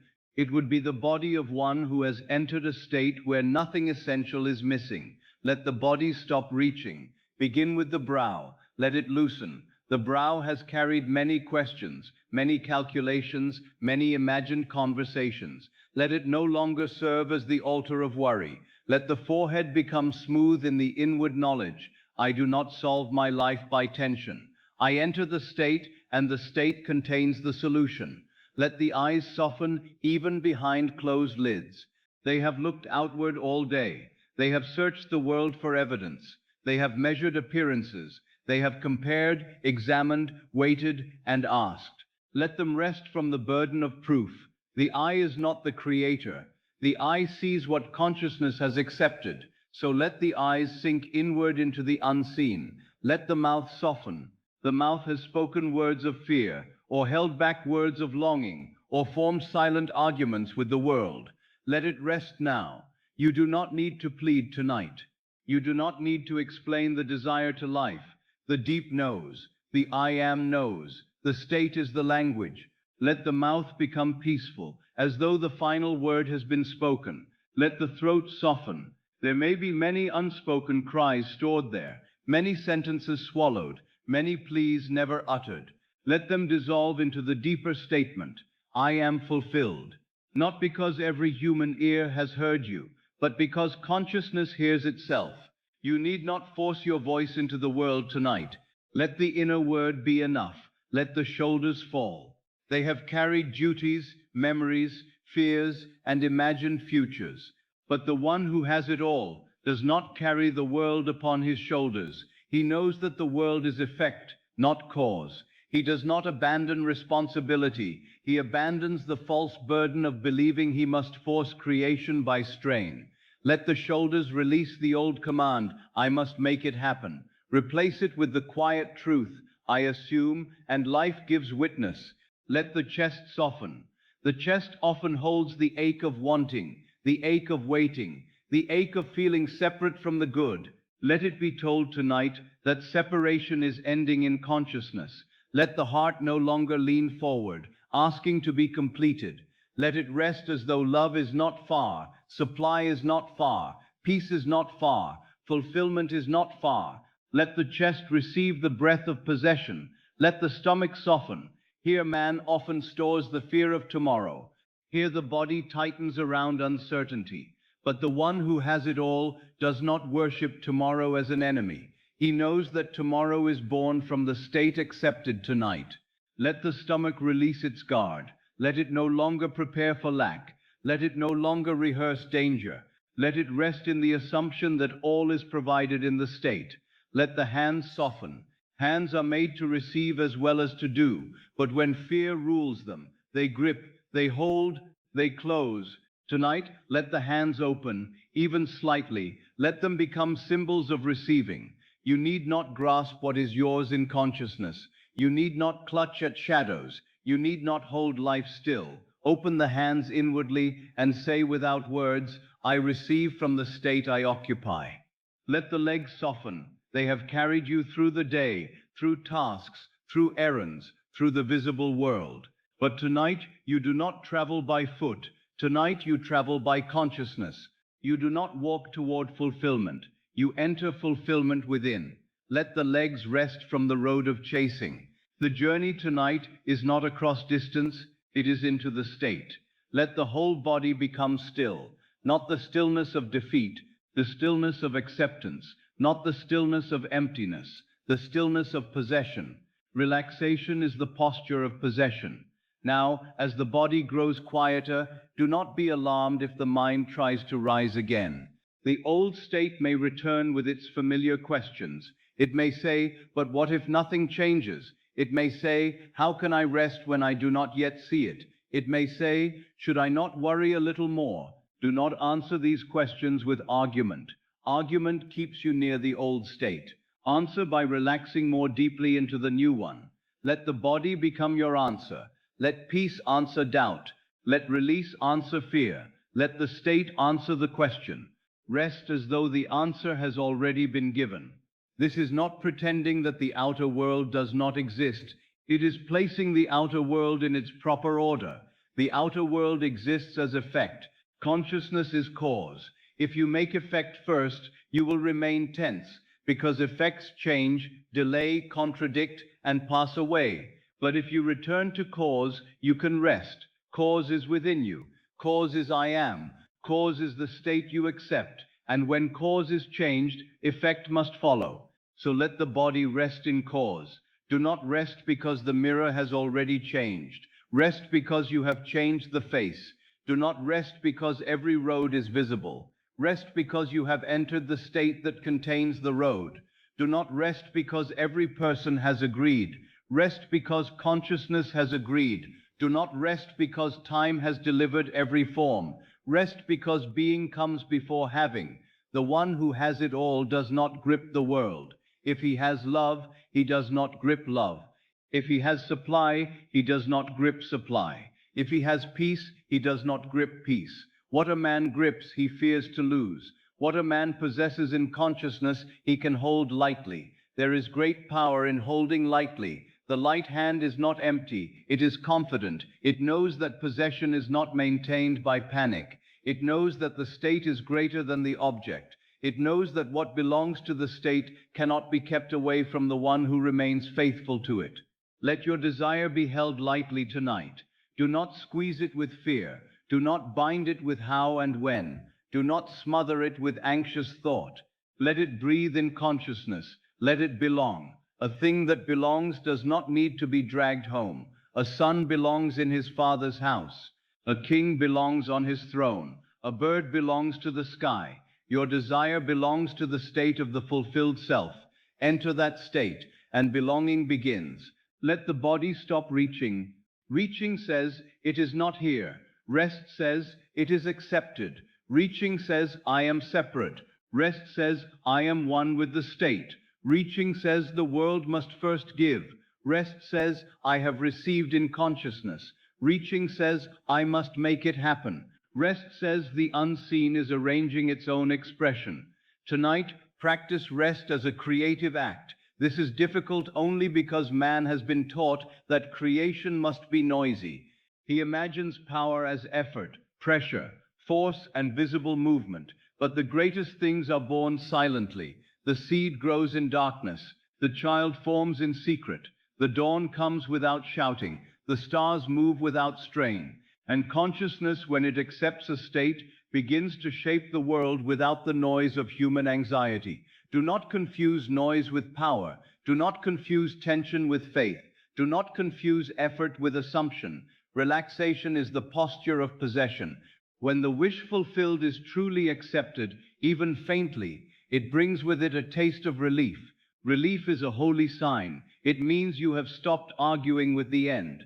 It means you have allowed yourself to feel, if only for a moment, that the desire is no longer outside you. Let that relief deepen. Do not rush away from it to check the world. Do not say, but is this enough? Relief is a doorway. Enter it. The body knows the doorway before the mind explains it. Let relief become your pillow. Let relief become your blanket. Let relief become the room. Let relief become the sign that you are no longer sleeping in pursuit. Rest as though the answer has already been given. Suppose tonight you received a letter, and the letter contained the words you had longed to hear. All is settled. Would you not rest differently? Suppose a trusted voice came and told you the matter is complete. The door is open, the provision is made, the love is secure, the place is yours. Would not the body release its old vigilance? Would not sleep come more naturally? But the outer letter is not first, the inner word is first. Give yourself the word now. In imagination, let it be settled. Let the deep receive the sentence, it is done. The law does not require that you know every means. It requires that you accept the end. The means are born from the state. The bridge is built from the state. The people and circumstances move from the state. If you try to relax only after seeing the bridge, you remain outside the creative order. Relax now, and you enter the order in which the bridge forms. The one who has it all does not grip the world. You may have believed that gripping made you safe, but gripping keeps alive the fear of losing. You may have believed that worry proved you cared, but worry often proves only that you have not accepted the end. You may have believed that constant thought would bring the desire closer, but constant thought from lack only circles the absence. Tonight, let caring become faith. Let desire become assumption. Let thought become quiet possession. There is nothing weak about a relaxed assumption. It is stronger than 1,000 anxious efforts. A relaxed assumption says, this is mine in consciousness, and I do not need to strain for what I am. It says, the state is accepted. It says, the deep has received the seed. It says, I will not disturb the soil with restless hands. It says, I can sleep now. Let the body stop reaching. Let the mind stop bargaining. Let the heart stop waiting for permission. Let the breath stop asking whether it is safe to rest. It is safe to rest in the state. The old self may ask, if I relax, will I lose my desire? No, you lose only the fear around it. The desire itself becomes purified. It is no longer mixed with panic. It is no longer held as proof that you are incomplete. It becomes a natural expression of your fulfilled state. When you relax, you do not drop the desire into emptiness. You place it into the hands of the deeper mind, where the work is done beyond your conscious strain. You cannot carry the seed and grow it at the same time. You must place it in the earth. Sleep is the earth. The state is the seed. Relaxation is the covering of the seed. Rest as though the answer has already been given. Now, let us move deeper. The one who has it all is not merely relaxed because he has things. He is relaxed because he has found the source of things. If relaxation depended only upon outer possessions, then every possession would bring fear of loss. But when relaxation comes from knowing consciousness as cause, then the forms of life may come and go without stealing the throne from I am. You become master of the state, not slave of the object. This is why I say, the one who has it all does not grip the world. The world is wonderful as expression, but it is not your source. It is beautiful as witness, but it is not your God. It is meaningful as reflection, but it is not cause. When you know this, you may enjoy life without clinging to it. You may receive good without fearing its departure. You may love without begging. You may prosper without trembling. You may succeed without becoming dependent upon applause. This is true possession. Possession in consciousness is greater than possession in the hand, because possession in consciousness calls the hand to receive and keeps the soul from fear. Relaxation is the posture of possession.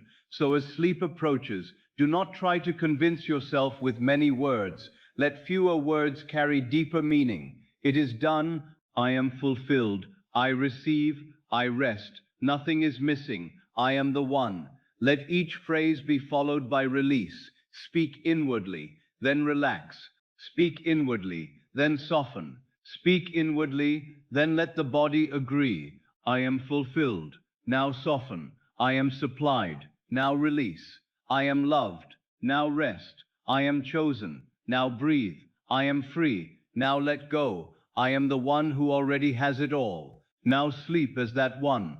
Let the body stop reaching. If a thought comes, let it pass through a relaxed body. If an old fear comes, let it find no tension to live in. If the image of lack appears, let it be met by a body that no longer. The body can help you remain in the state. When the body is relaxed, it is harder for the old drama to take command. When the breath is steady, the mind receives another message. When the hands are open, consciousness remembers receiving. The body is not the cause, but it can become the servant of the state. Tonight, let it serve possession. Let it serve fulfillment. Let it serve rest. Let it serve the one who has it all. The one who has it all does not grip the world. He lets the world move. He lets the bridge form. He lets the unseen arrange. He lets people play their parts. He lets doors open in their appointed way. He lets time become the servant of assumption. He does not micromanage the shadow. He remains faithful to the inner man. This faithfulness is rest, not passive rest, creative rest, the rest of the Sabbath, the rest of one who has accepted the end, the rest of one who knows that the word has gone forth in consciousness and shall not return void. Rest as though the answer has already been given. Let the answer be given now, not by the world, but by the I am. Let the I am say, I am complete. Let the I am say, I am supplied. Let the I am say, I am loved. Let the I am say, I am secure. Let the I am say, I am free. Let the I am say, I am the fulfilled self. And after each statement, let the body bow in relaxation, as though it has heard truth. The body need not remain a monument to old fear. It may become a temple of the new assumption. A temple is not frantic. A temple is still. A temple holds presence. Let your body become such a temple tonight. Let it hold the presence of fulfillment. Let it hold the quiet of having. Let it hold the dignity of one who no longer bargains with shadows. Now become very still. There is nothing to chase in this moment. There is nothing to force in this moment. There is nothing to beg from the mirror in this moment. There is only the state to occupy. There is only the self to accept. There is only the I am to clothe.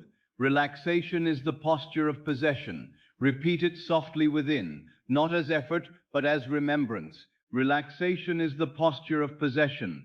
The more I possess in consciousness, the less I grip in fear. The more I accept the end, the less I struggle with the means. The more I become the fulfilled one, the more the body releases the old confession of lack. Let the old confession leave the muscles. Let the old confession leave the breath.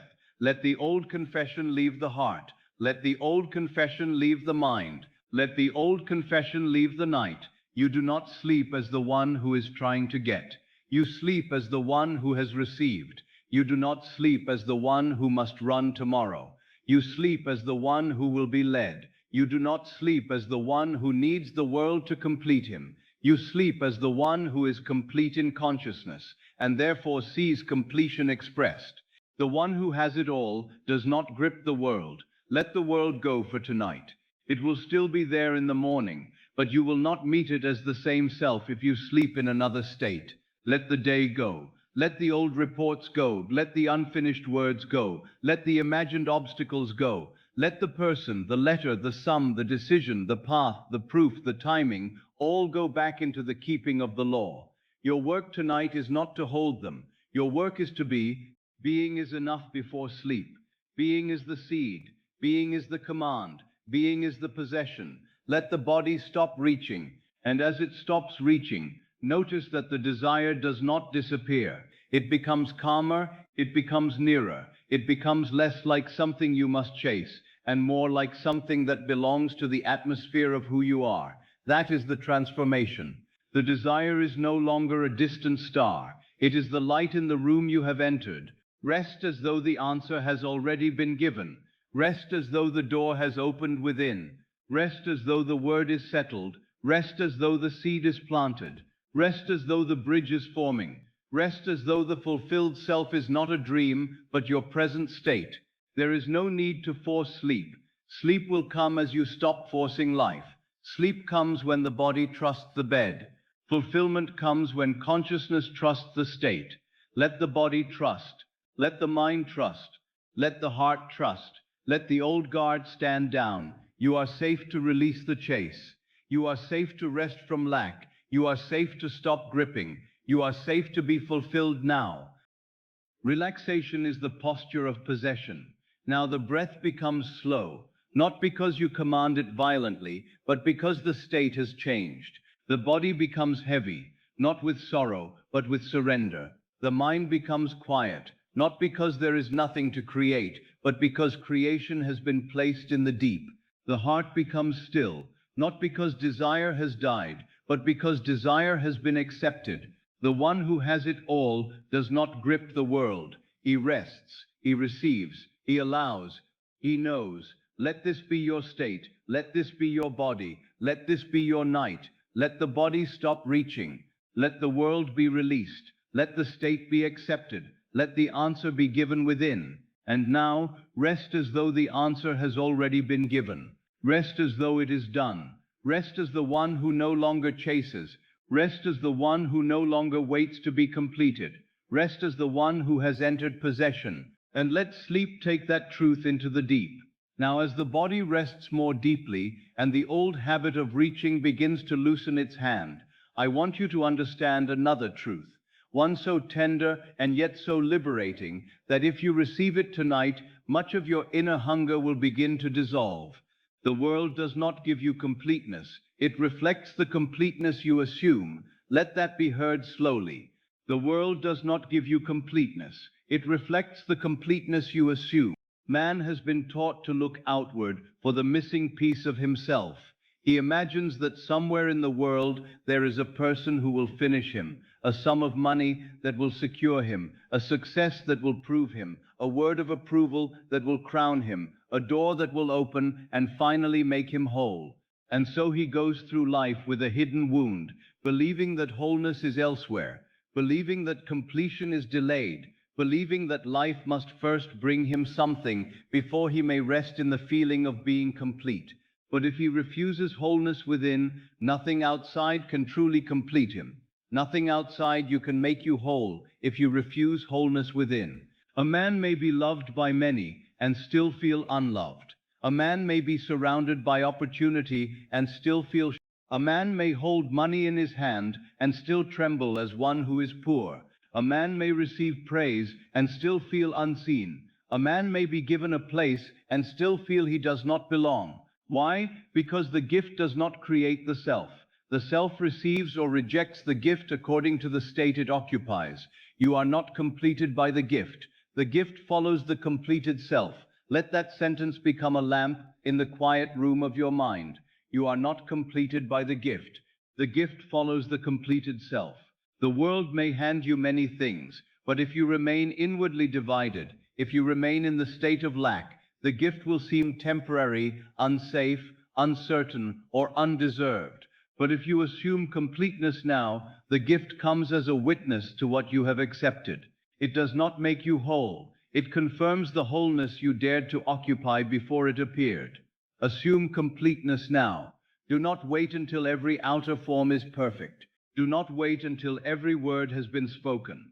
Do not wait until every account is full, every relationship settled, every road clear, every burden removed, every question answered. If you wait for the world to complete you before you assume completeness, you have made the effect into the cause. You have made the mirror into the face. You have made the shadow into the man. The world does not give you completeness. It reflects the completeness you assume. Now I know the old self may resist this. The old self may say, but I feel incomplete because something is missing. Yet I ask you, where does this sense of missing live? It lives in consciousness. It lives in the state you are occupying. A thing may not yet be visible, but the pain of incompleteness is not caused by the thing alone. It is caused by your identification with absence. It is caused by the inner statement, I am not whole until this comes. And as long as that statement rules you, you remain dependent upon the world for permission to be whole. Tonight, withdraw that permission from the world. Do not ask love to make you whole. Enter the state of being whole, and love will find its true place. Do not ask money to make you secure. Enter the state of being secure, and supply will find its proper channels. Do not ask success to prove you. Enter the state of being established, and success will bear witness. Do not ask another person to choose you before you feel chosen. Enter the state of being chosen, and the world must reflect that assumption in its own appointed way. Assume completeness now. This does not mean you deny desire. Desire is not the enemy of completeness. Desire is the call of a higher state, but desire becomes torment when you believe you are nothing until it appears. Desire becomes holy when it leads you inward to the state in which the wish is fulfilled. If you desire love, you are not being asked to remain empty until someone arrives. You are being called into the state of being loved. If you desire abundance, you are not being asked to live as one starved until money appears. You are being called into the state of supply. If you desire peace, you are not being asked to wait for the world to become silent. You are being called into the state of rest. The desire is a door. Incompleteness is standing outside it. Nothing outside you can make you whole if you refuse wholeness within. Suppose a man has always said within himself, I am not enough. He may receive compliments, but they pass over him like rain over stone. He may be praised, but the praise does not enter. He may be welcomed, but he feels like a guest. He may be chosen, but he suspects the choice. He may be given proof, and yet soon requires more proof. Why? Because the state of incompleteness consumes evidence. It is a hungry state. It turns every gift into a question. It asks, will it last? Is it real? Do I deserve it? What if it leaves? What if it was only chance? But the completed self receives differently. He does not demand that every gift save him. He does not burden love with the task of creating his worth. He does not burden money with the task of creating his peace. He does not burden success with the task of creating his identity. He receives as one who, and because he already is, the gift can be enjoyed without fear. You are not completed by the gift. The gift follows the completed self. This is why a man must be reborn in consciousness, not improved slightly, not decorated outwardly, not patched together by circumstances, but reborn in the feeling of I am. The old man says, I am incomplete. The new man says, I am whole. The old man says, I will be whole when life gives me what I want. The new man says, I assume wholeness now, and life reflects what I am. The old man asks the world to become father, mother, savior, judge, and source. The new man returns to the Father within and says, all that is mine is thine, and all that is thine is mine. The kingdom is within you. Therefore, the sense of completion must be found within you. Not because the outer world is unimportant, but because the outer world is the garment of consciousness. A garment may be beautiful, but it does not create the body. The body wears the garment. In the same way, the world clothes the state.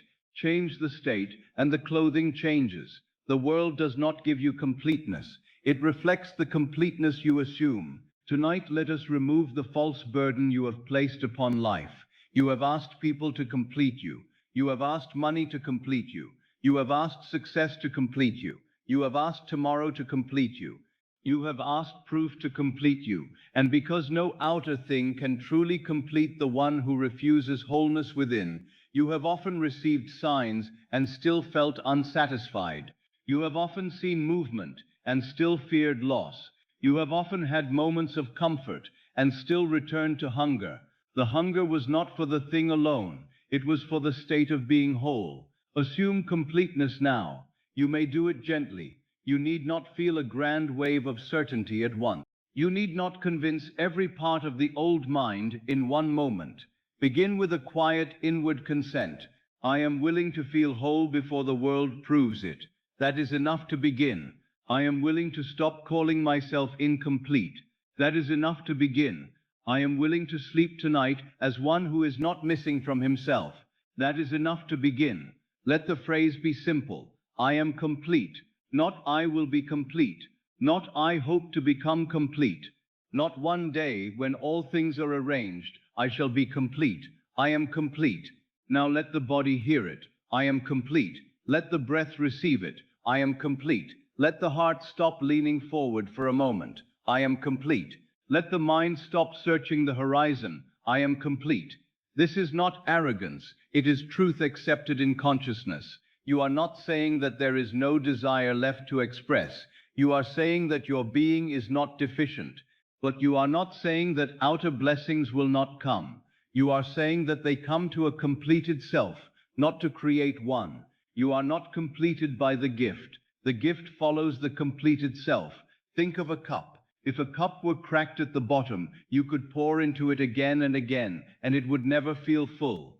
The answer is not merely more pouring. The answer is wholeness. So it is with consciousness. If the inner state is cracked by the assumption, I am incomplete, then love, money, praise, opportunity, and comfort may pour in, and still the soul feels empty. But when the state is made whole, even a small gift is received with fullness, and greater gifts come naturally because the inner vessel can hold them. Tonight, do not ask for more water while preserving the cracked assumption. Assume the vessel whole. Nothing outside you can make you whole. If you refuse wholeness, this may seem at first to take something from the world, but it does not. It frees the world to be enjoyed. When you no longer need another person to be your source of being, you may love more purely. When you no longer need money to be your source of identity, you may receive it more peacefully. When you no longer need success to prove that you exist, you may work with greater freedom. When you no longer need approval to make you real, you may hear praise without becoming its slave.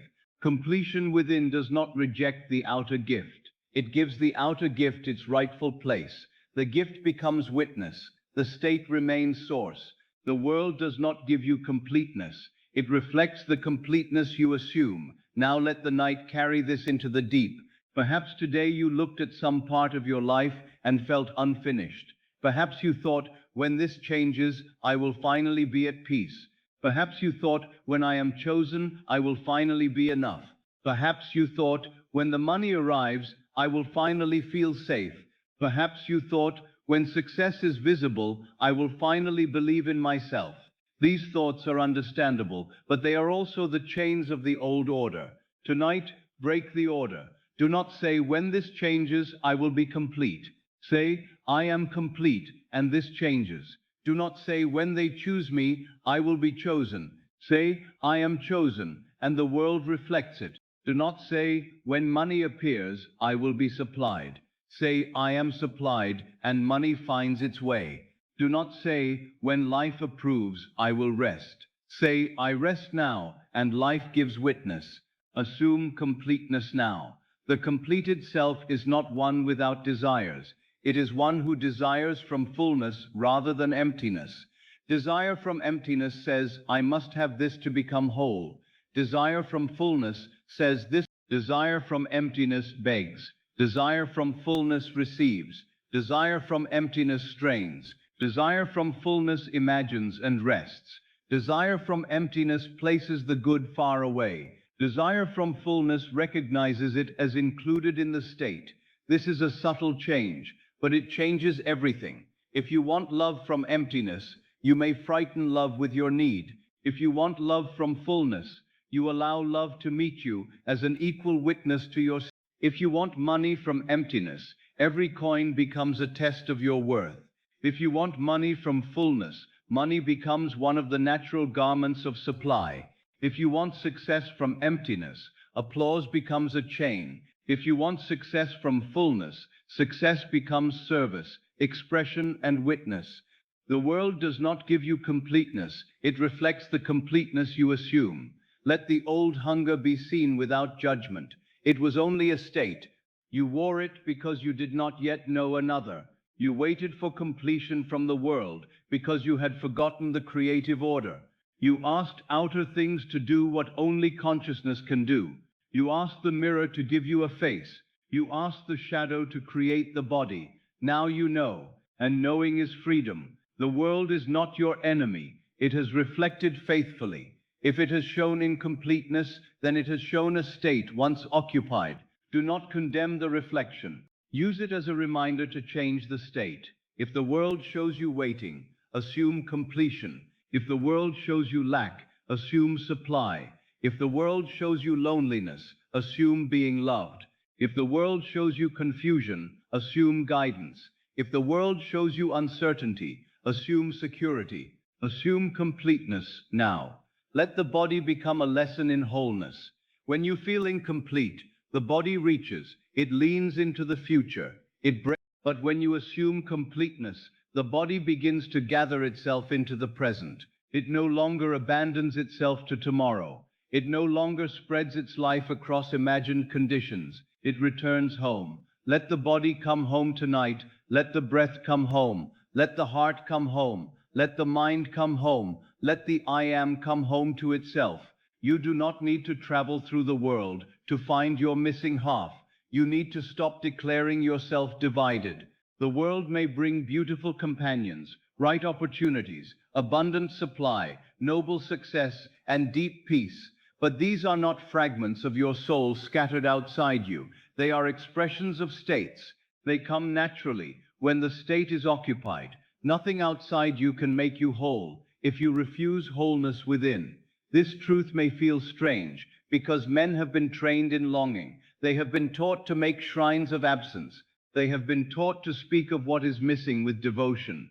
They have been taught to prove love by suffering, ambition by strain, faith by anxiety, and desire by desperation. But the law is not moved by suffering. It is moved by assumption.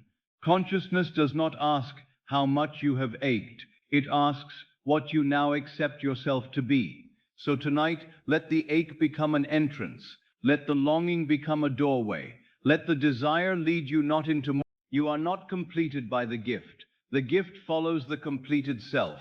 If the gift has not yet appeared, do not say, I am incomplete. Say, the gift is finding its way to the state I now occupy. If the word has not yet been spoken, do not say, I am unloved.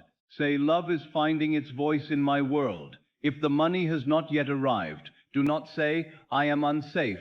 Say, supply is finding its form. If the success has not yet been announced, do not say, I am nothing. Say, my state is established, and the world will bear witness. This is not denial. It is creative loyalty. Remain loyal to completeness. Do not betray it at the first sound of old evidence. Do not abandon it, because the mirror still reflects yesterday. Do not leave the state, because the world has not immediately learned your new name. The world learns through persistence. It reflects what becomes natural. Therefore, make completeness natural tonight. Assume completeness now. You may ask, how do I assume completeness? Begin by withdrawing the claim that you are incomplete. That alone is powerful. Stop saying, I am missing love. Say, I am in the state of love. Stop saying, I am missing money. Say, I am in the state of supply. Stop saying, I am missing proof. Say, I am in the state of knowing. Stop saying, I am missing myself. Say, I am whole in consciousness. Then feel the change in posture, not forced, not dramatic, just a little more still, a little more inwardly gathered, a little less dependent upon tomorrow, a little less hungry for the world to name you. That little shift is the beginning of a new state. Honor it, return to it, sleep in it. The world does not give you completeness. It reflects the completeness you assume. Let this release you from waiting for another to save you from yourself. No one can enter your consciousness for you. Another may love you, but you must accept the state of being loved. Another may praise you, but you must accept worth. Another may give to you, but you must accept supply. Another may open a door, but you must accept freedom. Life may place the gift before you, but you must become the one who can receive it without fear. This is why the work is inward. Not because the outer is meaningless, but because the outer follows. Not because people do not matter, but because they are not the source of I am. Not because money is wrong, but because supply is deeper than a coin. Not because success is unnecessary, but because being established begins within. Assume completeness now. Let the mind become quiet with this. You are not begging the world to finish you. You are not lying here as a half-created being, waiting for circumstances to complete the work of God. The I am within you is not lacking.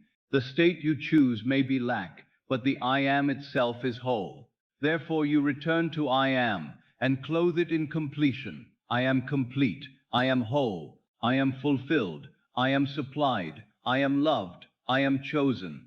I am secure. I am free. I am the one who already has it all. Let each word be a garment. Put it on and rest. Do not inspect it nervously. Do not ask the world if it approves. Wear it in consciousness. A state becomes fact by occupancy. Nothing outside you can make you whole if you refuse wholeness within. And nothing outside you can keep you from wholeness if you accept it within.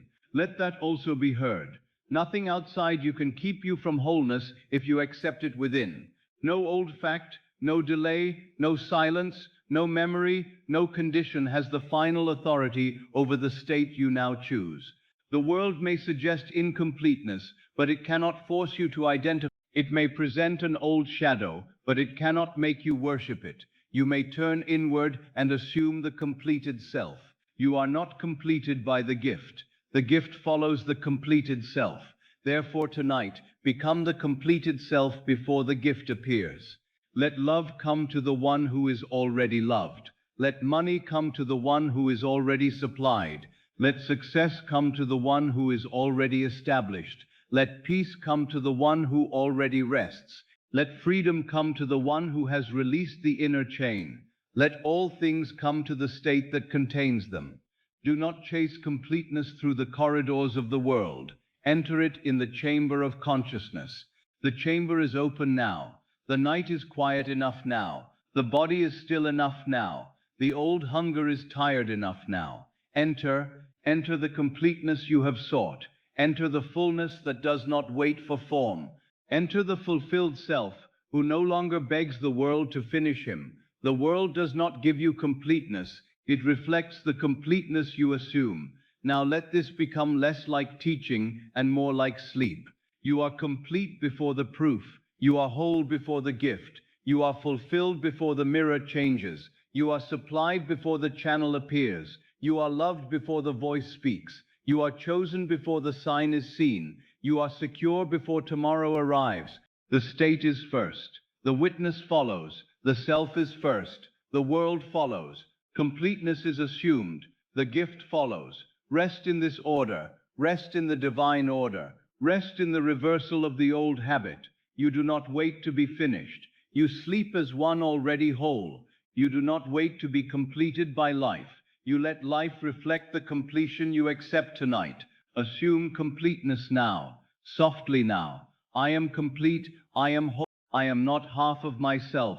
I am not absent from my own being. I am here, I am fulfilled. I am the one who already has it all. Let the body receive that. Let the heart stop leaning. Let the hands stop grasping. Let the breath stop asking for permission. Let the mind stop wandering through imagined conditions. Return to the room of I am. Return to the state of wholeness. Return to the completed self. Nothing outside you can make you whole, but tonight you do not refuse it. Tonight you accept wholeness. Tonight you accept completion. Tonight you accept the fulfilled self as your own state. And as you accept it, the world is already being instructed, not by noise, not by force, not by desperate effort, but by the quiet authority of assumption. The mirror will change because the face has changed. The shadow will change because the inner man has changed. The gift will come because the completed self. You are not completed by the gift. The gift follows the completed self. And tonight you sleep as the completed self. You sleep as the one who is whole now. You sleep as the one who is enough now. You sleep as the one who has found the source within. You sleep as the one for whom nothing essential is missing. You sleep as the one who already has it all in consciousness. And the world, being faithful, will reflect the completeness you assume. Now, as you rest in the understanding that completeness is not given by the world but assumed within, I want you to go one step deeper into the nature of receiving. For many men ask, many men seek, many men knock, and yet they do not receive, because inwardly they have not become receivers. They desire the good, but they do not feel themselves to be the one to whom good naturally comes. They speak words of abundance while wearing the state of lack. They speak words of love while dwelling in the state of being unwanted. They speak words of peace while identifying with danger. They speak words of success while secretly expecting disappointment. And so I say to you tonight, become the one who naturally receives. Become the one who naturally receives. Not the one who begs, not the one who fights, not the one who trembles before every delay, not the one who measures life anxiously, asking whether good will ever come. Become the one for whom good is natural. Become the one for whom love is natural. Become the one for whom supply is natural. Become the one for whom peace is natural. Become the one for whom success is natural. Become the one for whom fulfillment is not a surprise, but the very atmosphere of being. What feels natural to identity becomes natural in experience. This is one of the great secrets of the law. What feels natural to identity becomes natural in experience.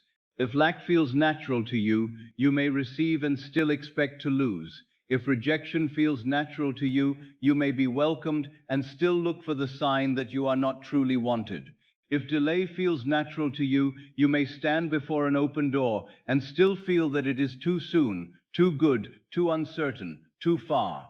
If disappointment feels natural to you, even a blessing may be questioned until it loses its sweetness. But if receiving becomes natural to identity, then the whole tone of life begins to change. You no longer meet good as an intruder. You no longer treat love as though it has wandered into the wrong house. You no longer treat money as though it may vanish because it does not belong to you. You no longer treat peace as though it must be earned by suffering. You no longer treat success as though it is a costume placed upon an unworthy man. You receive because you have become one who receives. Receiving is not forced, it is allowed from the state. Receiving is not forced, it is allowed from the state. The old self tries to force receiving because it does not feel worthy of the gift. It tries to make life bring what it cannot yet believe belongs to it. It wants the thing, but rejects the identity of the one who has the thing. It prays for abundance while feeling poor. It asks for love while feeling abandoned. It seeks recognition while feeling invisible. It wants rest while remaining loyal to anxiety. Then it wonders why the thing seems distant. You do not attract what you beg for. You receive what you are conscious of being. Let that enter you softly tonight. You do not attract what you beg for. You receive what you are conscious of being. Begging may be full of emotion, but often it is emotion rooted in absence. Begging says, I do not have, I am not, I am outside, I must plead. But being says, I am. Being does not strain to convince the world. Being quietly occupies the state, and from the state the world gives witness. The old self struggles to receive, because it has built a long friendship with not having. This may seem strange, but many are more familiar with lack than with fulfillment. They would not choose lack consciously, and yet it feels known to them. They know how to be the one who waits. They know how to be the one who doubts. They know how to be the one who is almost chosen, almost supplied, almost successful, almost free. They know how to explain delay. They know how to prepare for disappointment. They know how to expect little and call it wisdom, but they do not yet know how to receive as a natural identity. That is what must change tonight. Become the one who naturally receives. To receive naturally means that good does not feel foreign to you. It means that when you imagine love, the body does not answer with suspicion. It means that when you imagine wealth, the mind does not immediately produce fear. It means that when you imagine success, you do not shrink inwardly and say, not me. It means that when you imagine peace, you do not feel guilty for resting. It means that the fulfilled state begins to feel more like home than the old state of longing. A man receives according to the house he believes he lives in. If he believes himself a beggar standing outside the gate, even a small gift may seem astonishing and uncertain. If he believes himself a son in the house, provision feels natural. The son does not tremble before bread. He does not call it impossible that there should be a place for him at the table. He sits because he belongs. He receives because the house is his. I tell you, enter the house. Do not sleep tonight as one standing outside the gate of your own good. Do not press your face against the window of desire, saying, I hope one day I may be admitted. The state of the one who has it all is not a house locked against you. It is a room in consciousness. Enter it. Sit down. Let the chair be yours. Let the table be yours. Let the silence be yours. Let the feeling of belonging become yours. What feels natural to identity becomes natural in experience. If it does not yet feel natural, do not be troubled. Naturalness grows by occupancy. The first time a man enters a new room, he may move carefully. He may not know where each object rests. But if he stays, if he returns, if he sits there morning and night, if he lights the lamp and rests in the chair, the room becomes familiar. Then it is no longer a room he visits, it is his dwelling. So with receiving. At first you may visit the state of being one who receives. It may feel unfamiliar. Stay. Return. Sleep there. Let it become home. Do not leave the state because it does not feel natural at once. It feels unnatural only because another state has been rehearsed longer. Lack feels natural because you have returned to it often. Fear feels natural because you have listened to it often. Disappointment feels natural because you have made room for it often. Now make room for receiving. Make room for love. Make room for supply. Make room for peace. Make room for success. Make room for the fulfilled self. What is repeated becomes familiar, and what is familiar becomes natural, and what is natural becomes reflected. Receiving is not forced. It is allowed from the state. You do not force a garden to receive rain. The earth, when open, receives. You do not force the lungs to receive air when the body is at rest. They receive by their nature. You do not force the eye to receive light when it is open before the sun. It receives because it is made to receive. In the same way, the fulfilled state receives naturally what belongs to it. The labor is not in forcing the gift. The labor, if it may be called labor, is in ceasing to be closed against it. Many are closed against the very thing they seek. They say they want love, but their state says, I will be abandoned.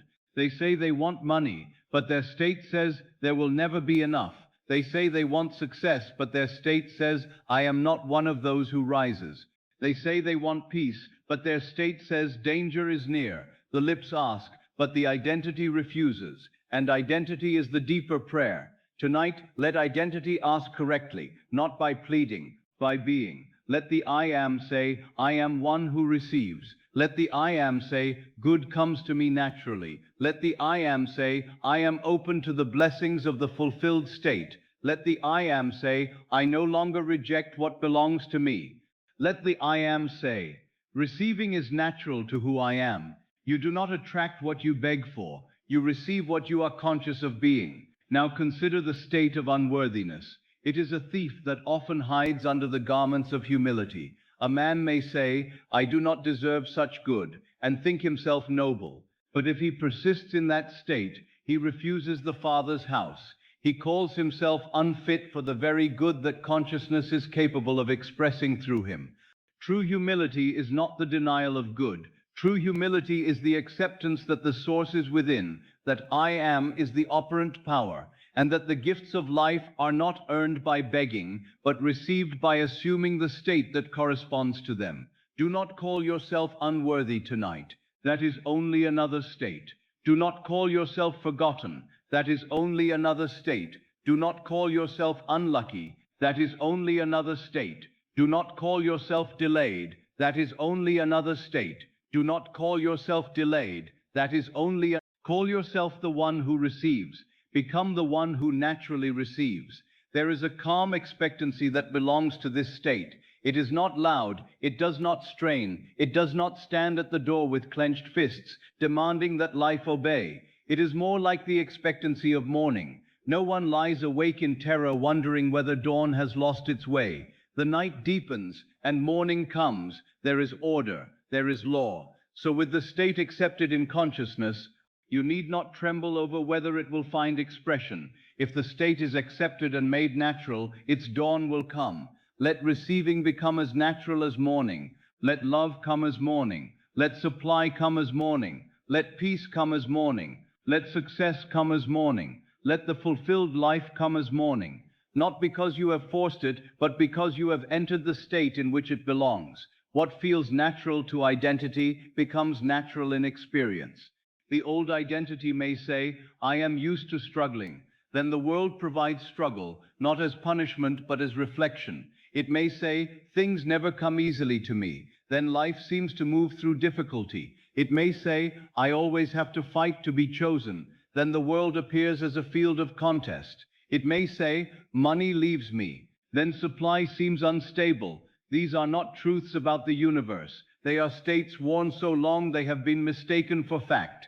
Tonight, remove them, not angrily, not with violence. Remove them as one removes a garment that no longer fits the new man. The garment of struggle is not your true self. The garment of being overlooked is not your true self. The garment of unworthiness is not your true self. The garment of delay is not your true self.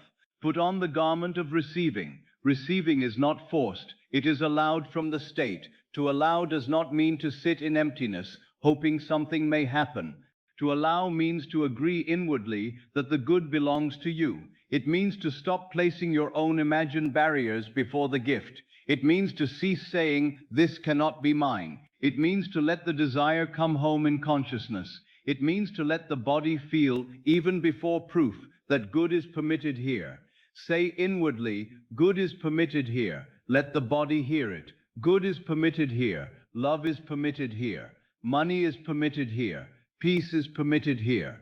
Success is permitted here. Freedom is permitted here. Joy is permitted here. Fulfillment is permitted here. The old self has often guarded the gate against good while praying for good to enter. Tonight, open the gate, not the gate of the outer world, but the gate of identity. Let the new assumption enter. Let the fulfilled self enter. Let receiving enter. Let the state become one in which blessings are not shocking, not temporary, not suspicious, but natural. You do not attract what you beg for. You receive what you are conscious of being. This is why affirmations spoken from desperation often weary the soul. A man may repeat, "I am rich," while inwardly feeling, "I am poor," and trying to become rich by saying words. The words then become labor. But when he enters the state of supply, the words become natural speech. They are no longer tools used against fear. They are expressions of being. In the same way, a man may say, "I am loved," while inwardly begging another to prove it. Or he may enter the state of being loved, and the words become restful, true, and quiet. Do not use words to chase the state. Use words to express the state. If the phrase "I receive naturally" feels strange, speak it gently and then rest in what it implies. Do not force emotion. Ask quietly, "What would be true if receiving were natural to me?" Perhaps you would not be so tense. Perhaps you would not interpret every delay as denial. Perhaps you would not fear that good must be taken away. Perhaps you would not push away what you desire when it approaches. Perhaps you would not look upon blessings as accidents. Perhaps you would feel quietly at home in increase. Then enter that. Become the one who naturally receives. The one who naturally receives does not ask, "Why me?" when good comes. He has settled that question. He does not meet a blessing with suspicion. He does not immediately imagine its loss. He does not apologize for being fulfilled. He does not shrink from the state of abundance as though it were too large for him. He receives with dignity because inwardly he has become the one to whom the gift belongs. There is a dignity in receiving. The beggar thinks receiving is humiliation because he receives from the state of not having. The son receives from belonging. The son is not ashamed of bread in his father's house. He is not ashamed of a robe, a ring, a feast, a welcome. These things do not inflate him. They confirm his place. Receive as the son. Receive as one who belongs to the kingdom within. What feels natural to identity becomes natural in experience. If good feels unnatural, do not fight yourself. Simply make it natural by gentle occupancy. Imagine small moments of receiving, not wild, strange scenes. Small, ordinary moments where good belongs. A letter in your hand with favorable news. A calm breath after a burden is lifted. A conversation where you are welcomed. A sum handled peacefully. A room in which you feel at home. A morning where the heart is no longer searching for proof. These small imaginal acts educate identity. Do not imagine receiving as a shock. Imagine receiving as natural. Do not imagine the world being astonished by your good. Imagine yourself being at home with it. Do not imagine the gift as impossible. Imagine it as belonging. The deeper mind learns from naturalness. It accepts what you present as normal. If you present struggle as normal, struggle repeats. If you present receiving as normal, receiving becomes the pattern. The world does not ask whether the pattern is old or new. It reflects what is impressed. Therefore impress receiving, impress ease, impress belonging, impress fulfillment. Receiving is not forced, it is allowed from the state. Now let the body practice receiving. You have already relaxed. Now allow. There is a subtle difference. Relaxation releases the grip, allowing opens the gate. Let the breath enter without effort. You do not chase the breath, you receive it. Let the bed support you. You do not earn the bed's support. You allow yourself to be held. Let the quiet surround you. You do not force the quiet. You receive it. These simple things are symbols of the deeper state. Receive the breath. Receive support. Receive the quiet. Receive the night. Receive the state. Receive the fulfilled self. Let each breath teach you that receiving can be effortless. The breath comes and you allow it. The next breath comes and you allow it. You do not send a messenger to beg the air. You do not argue with the room. You receive because receiving belongs to life. In the same way, the blessings that correspond to your state may come as naturally as breath when you cease opposing them with identity. You do not attract what you beg for. You receive what you are conscious of being. Become conscious of being one who receives good news. Become conscious of being one who receives love. Become conscious of being one who receives money without fear. Become conscious of being one who receives help, guidance, favor, opportunity, and rest. Become conscious of being one for whom life works in quiet and perfect ways. Become conscious of being the person who already has it all, not as possession piled up in vanity, but as completeness accepted in the I am. The old self may say, "But I have been disappointed before." Yes, in another state. Do not make disappointment your prophet. Do not let yesterday's shadow dictate tonight's identity.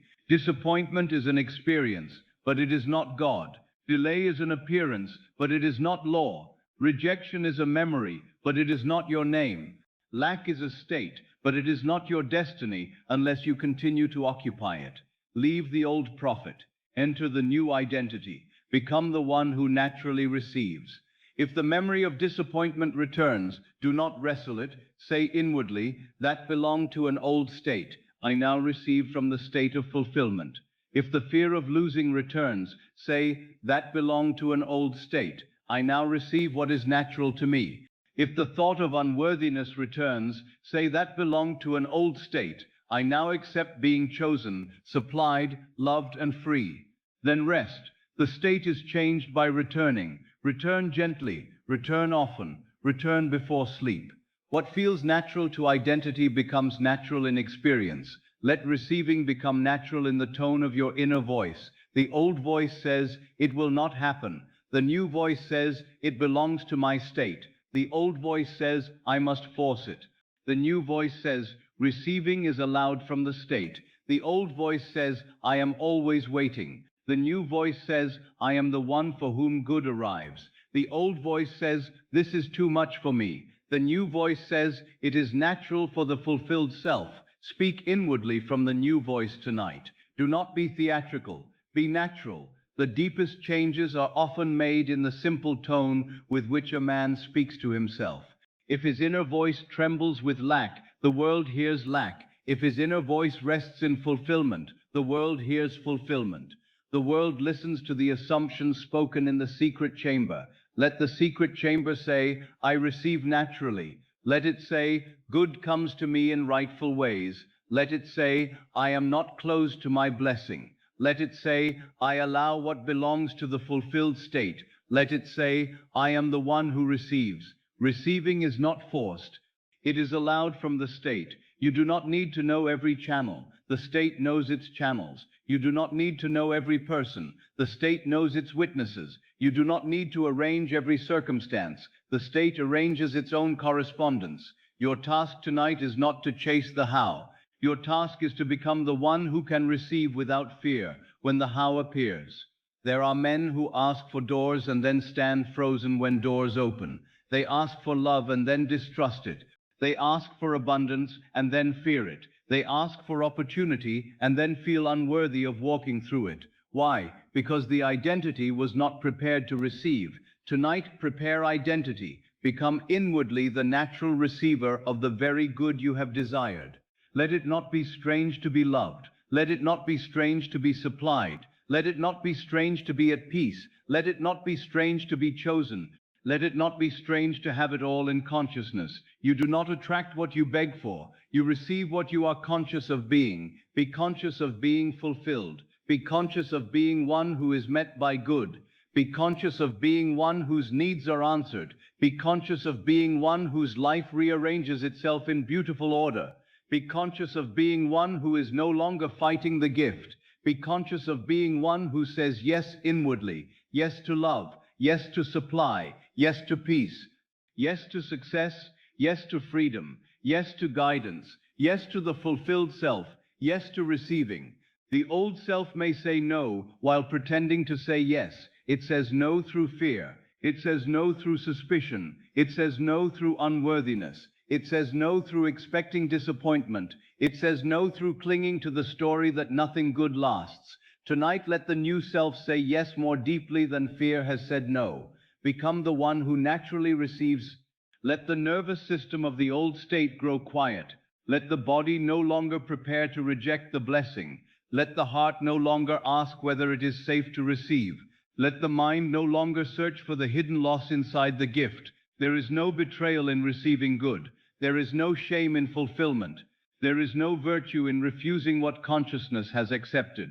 Receive. Receive first inwardly. Receive the feeling. Receive the identity. Receive the room of fulfillment. Receive the garment of the one who has it all. Then sleep in it. What feels natural to identity becomes natural in experience.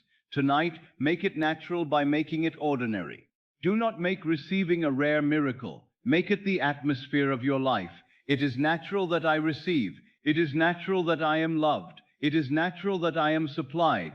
It is natural that doors open. It is natural that peace lives in me. It is natural that my world reflects the good I accept. It is natural that I move from fulfillment into fulfillment. The moment good becomes natural inwardly, resistance begins to dissolve. You stop arguing against your own answered prayer. You stop saying, but this cannot happen to me. You stop shrinking from the state. You stop treating blessings as visitors who must soon leave. You let them belong. And what belongs in consciousness takes form in experience. Receiving is not forced. It is allowed from the state. Now lie quietly as one who allows. Allow the breath. Allow the bed. Allow the night. Allow peace. Allow love to be true. Allow supply to be natural. Allow success to be possible. Allow freedom to be yours. Allow the fulfilled self to be yourself. You do not need to force the door. You need to stop holding it shut. Open inwardly, softly, without fear, without strain, without begging. Open by assuming, I am one who receives. I am one who receives love. I am one who receives abundance. I am one who receives peace. I am one who receives guidance. I am one who receives success. I am one who receives all that belongs to the fulfilled state. Let the words become slower now. Let them sink deeper. You do not attract what you beg for. You receive what you are conscious of being. So be conscious of being the receiver, not the beggar, not the pursuer, not the one outside the gate, the receiver, the son, the heir, the fulfilled self. The one who naturally receives does not sleep in fear of tomorrow. He sleeps in expectation, not restless expectation, but calm expectancy, the kind that does not keep the eyes open, but allows sleep to come, because the matter is inwardly settled. He knows good is not strange to him. He knows supply is not foreign. He knows love is not impossible. He knows peace is not temporary. He knows success is not reserved for another. He knows fulfillment belongs to the state he occupies. Become the one who naturally receives. Let the old refusal end. Let the old unworthiness dissolve. Let the old disappointment lose its authority. Let the old delay stop naming you. Let the old fear of receiving be released. There is a new identity now, a calm receiver, a natural receiver, a blessed receiver, a fulfilled receiver, the one who already has it all within consciousness. And as this identity becomes natural, experience must follow. For what feels natural to identity becomes natural in experience. What is allowed from the state arrives through the state. What is received within is witnessed without. and what you are conscious of being becomes the world you meet. So receive tonight, receive quietly, receive inwardly, receive before proof, receive before the morning, receive before the world has spoken, receive as the fulfilled self, and let sleep carry this receiving identity into the deep. Now, as the identity that naturally receives begins to settle within you, I want you to enter a deeper room of consciousness, a room where the old word missing no longer has authority. For most men live under the spell of that one word, missing. Love is missing, money is missing, peace is missing, direction is missing, proof is missing, time is missing, another person is missing, the right opportunity is missing, and by repeating what is missing inwardly and often silently, they sleep in absence and wake to the world that absence must reflect. But tonight, you are not to sleep in absence. I do not sleep in absence. I sleep in possession. Let that sentence become quiet and strong in you. I do not sleep in absence. I sleep in possession. Not possession as the outer world uses the word, not the vain counting of objects, not the nervous clinging to things that may pass away, but possession in consciousness, possession as the state of the wish fulfilled, possession as the inward acceptance that nothing essential is missing from the I am, possession as the deep silent knowing that the fulfilled state contains within itself all that belongs to it. Nothing is missing in the state I occupy tonight. Nothing is missing in the state I occupy tonight. Say it not as a desperate cry against fear, but as a soft acceptance. Nothing is missing in the state I occupy tonight. I may not yet see every form with my outer eye. I may not yet know every bridge, every road, every person, every hour, every means, but the state is complete. The fulfilled state is not a broken vessel. It does not contain a little love but no supply, a little peace but no direction, a little hope but no. The fulfilled state is whole, and when I enter it, I enter wholeness. The fulfilled state contains its own evidence. You have been trained to look for evidence outside. The letter, the word, the sign, the money, the embrace, the invitation, the opening, the proof. And these may come, indeed they must come as witnesses when the state is truly occupied. But they are not the first evidence. The first evidence is the state itself. The first evidence is the feeling of being. The first evidence is the quiet relief that comes when the mind stops declaring absence. The first evidence is the body no longer reaching. The first evidence is the inward knowing, however gentle, that you are no longer standing outside your good. The fulfilled state contains its own evidence. If you can enter the state of being loved, there is already evidence within it. The evidence is the warmth, the ease, the absence of begging, the feeling that love is not strange to you. If you can enter the state of being supplied, there is already evidence within it. The evidence is the release of panic, the naturalness of provision, the inward sense that channels are not your source. If you can enter the state of peace, there is already evidence within it. The evidence is the quieting of the watchman within, the softening of the breath, the cessation of war against tomorrow. All that belongs to this state is already included within it. All that belongs to this state is already included within it. That is why you need not chase fragments of your life through the corridors of the world.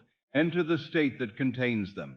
A state is not an empty room waiting for furniture. A state is a living atmosphere that calls forth its own form. The state of love contains its corresponding people, words, gestures, meetings, reconciliations, and tenderness. The state of supply contains its corresponding channels, sums, opportunities, ideas, and right actions. The state of peace contains its corresponding order, resolution, guidance, and protection. The state of fulfillment contains its own world. Therefore, tonight, do not ask, where is each thing? Ask, what state contains all of it? Then enter that state. Nothing is missing in the state I occupy tonight. Let love no longer be missing. Not because you force a person to appear in imagination, not because you strain to hear words from another, not because you cling to a face and demand that it save you from yourself. Love is no longer missing because you enter the state of being loved. You feel, however softly, that you are cherished by life, that you are not outside affection, that you are not a beggar at the gate of tenderness. You let the heart rest from asking, will I be chosen? You assume being chosen. You assume being wanted. You assume being held in consciousness. Love is not missing in the state I occupy tonight. Let money no longer be missing. Not because you count imaginary coins with fear, not because you worship a particular channel, not because you demand that life bring supply by one narrow road. Money is no longer missing because you enter the state of supply. Supply is larger than one channel. Supply is larger than one visible form. Supply is a state of being provided for, guided, supported, met, and carried. When you enter supply, money is one of its witnesses. Opportunity is another. Wisdom is another. Favor is another. Right timing is another. A new idea is another. A door quietly opened is another. Money is not missing in the state I occupy tonight. Let peace no longer be missing, not because every outer sound has ceased, not because every condition has bowed before your preference, not because life has promised never to move. Peace is no longer missing because you enter the state of inner security. The storm may not yet know it has ended, but you have found the center. The mind may still remember old fears, but you need not enthrone them. Peace is not the child of perfect circumstances. Peace is the atmosphere of the one who has returned to cause. Peace says, I do not need the world to become still before I become still within. Peace is not missing in the state I occupy tonight. Let direction no longer be missing. Many lie awake because they think the road is hidden. They say, I do not know what to do. I do not know how it will unfold. I do not know where the path lies. But direction is not missing in the state of being guided. When you assume guidance, the next step appears in its season. You may not see the whole road, but you do not need the whole road to sleep. The lamp is given for the step. The state contains the step. The state contains the prompting. The state contains the meeting, the word, the idea, the impulse, the inward clarity. Direction is not missing in the state I occupy tonight. I do not sleep in absence. I sleep in possession. Now let the body feel the difference. Absence has a posture. Possession has a posture. Absence leans forward. Absence searches. Possession receives. Absence tightens around what is not yet seen. Possession relaxes into what is accepted. Absence keeps the mind wandering from person to person, door to door, possibility to possibility. Possession gathers the mind into the end. Absence asks, where is it? Possession says, it is included in the state. Let the body sleep in possession. Let the breath belong to possession. Let the chest belong to possession. Let the hands belong to possession. Let the heart belong to possession. Let the mind no longer arrange itself around what is missing. Let it arrange itself around what is fulfilled. Nothing is missing in the state I occupy tonight. You may have entered the night carrying many separate concerns. A concern about love, a concern about money, a concern about your place in the world, a concern about tomorrow, a concern about whether you are seen, remembered, chosen, or secure. The old self tries to solve each concern separately and grows exhausted.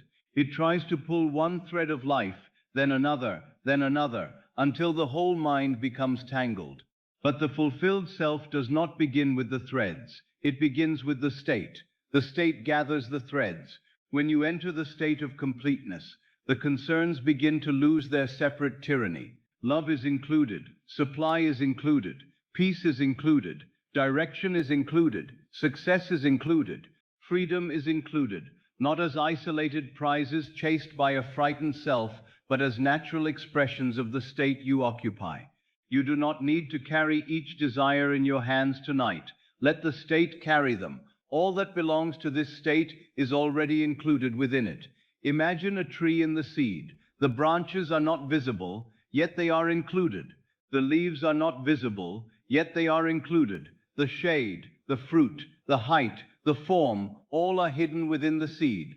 A foolish man might split the seed open and say, where are the branches? Where are the leaves? Where is the fruit? But the wise man plants it, knowing that what belongs to the seed is included within it. So with the fulfilled state, the forms are not all visible at the moment of assumption, yet they are included. Plant the state, sleep in the state, let what belongs to it unfold. Do not split the seed with doubt. Do not dig into the state asking where each visible proof is hiding. Accept the state as complete. The fulfilled state contains its own evidence. This is the evidence. When you occupy it, you are no longer the one who lacks. That is evidence. When you occupy it, the old urgency diminishes. That is evidence. When you occupy it, the body no longer reaches as before. That is evidence. When you occupy it, your inner voice begins to change. That is evidence. When you occupy it, you feel less dependent upon the visible world to define you. That is evidence. These are the first fruits. Do not despise them because they are inward. All outward fruit begins inwardly. The old self may say, "But I want to see it." Of course, the visible expression is beautiful. But if you insist upon seeing before occupying, you remain outside the law. Occupy first, see afterward, enter first, witness afterward, sleep in possession first. Let the morning and the days that follow give their testimony. I do not sleep in absence, I sleep in possession. Now, let us make absence very clear, so you may leave it behind. Absence is not merely the fact that something is not yet visible. Absence is the state of identifying with not having. There may be no visible sign yet, and still you may occupy possession. There may be no outer proof yet, and still you may dwell in fulfillment. The problem is not the temporary invisibility of the thing. The problem is when you call invisibility lack, and then call lack I am. Do not say, "Because I do not see it, I do not have it." Say, "Because I have entered the state, it is mine in consciousness." Do not say, "Because the form has not appeared, it is missing."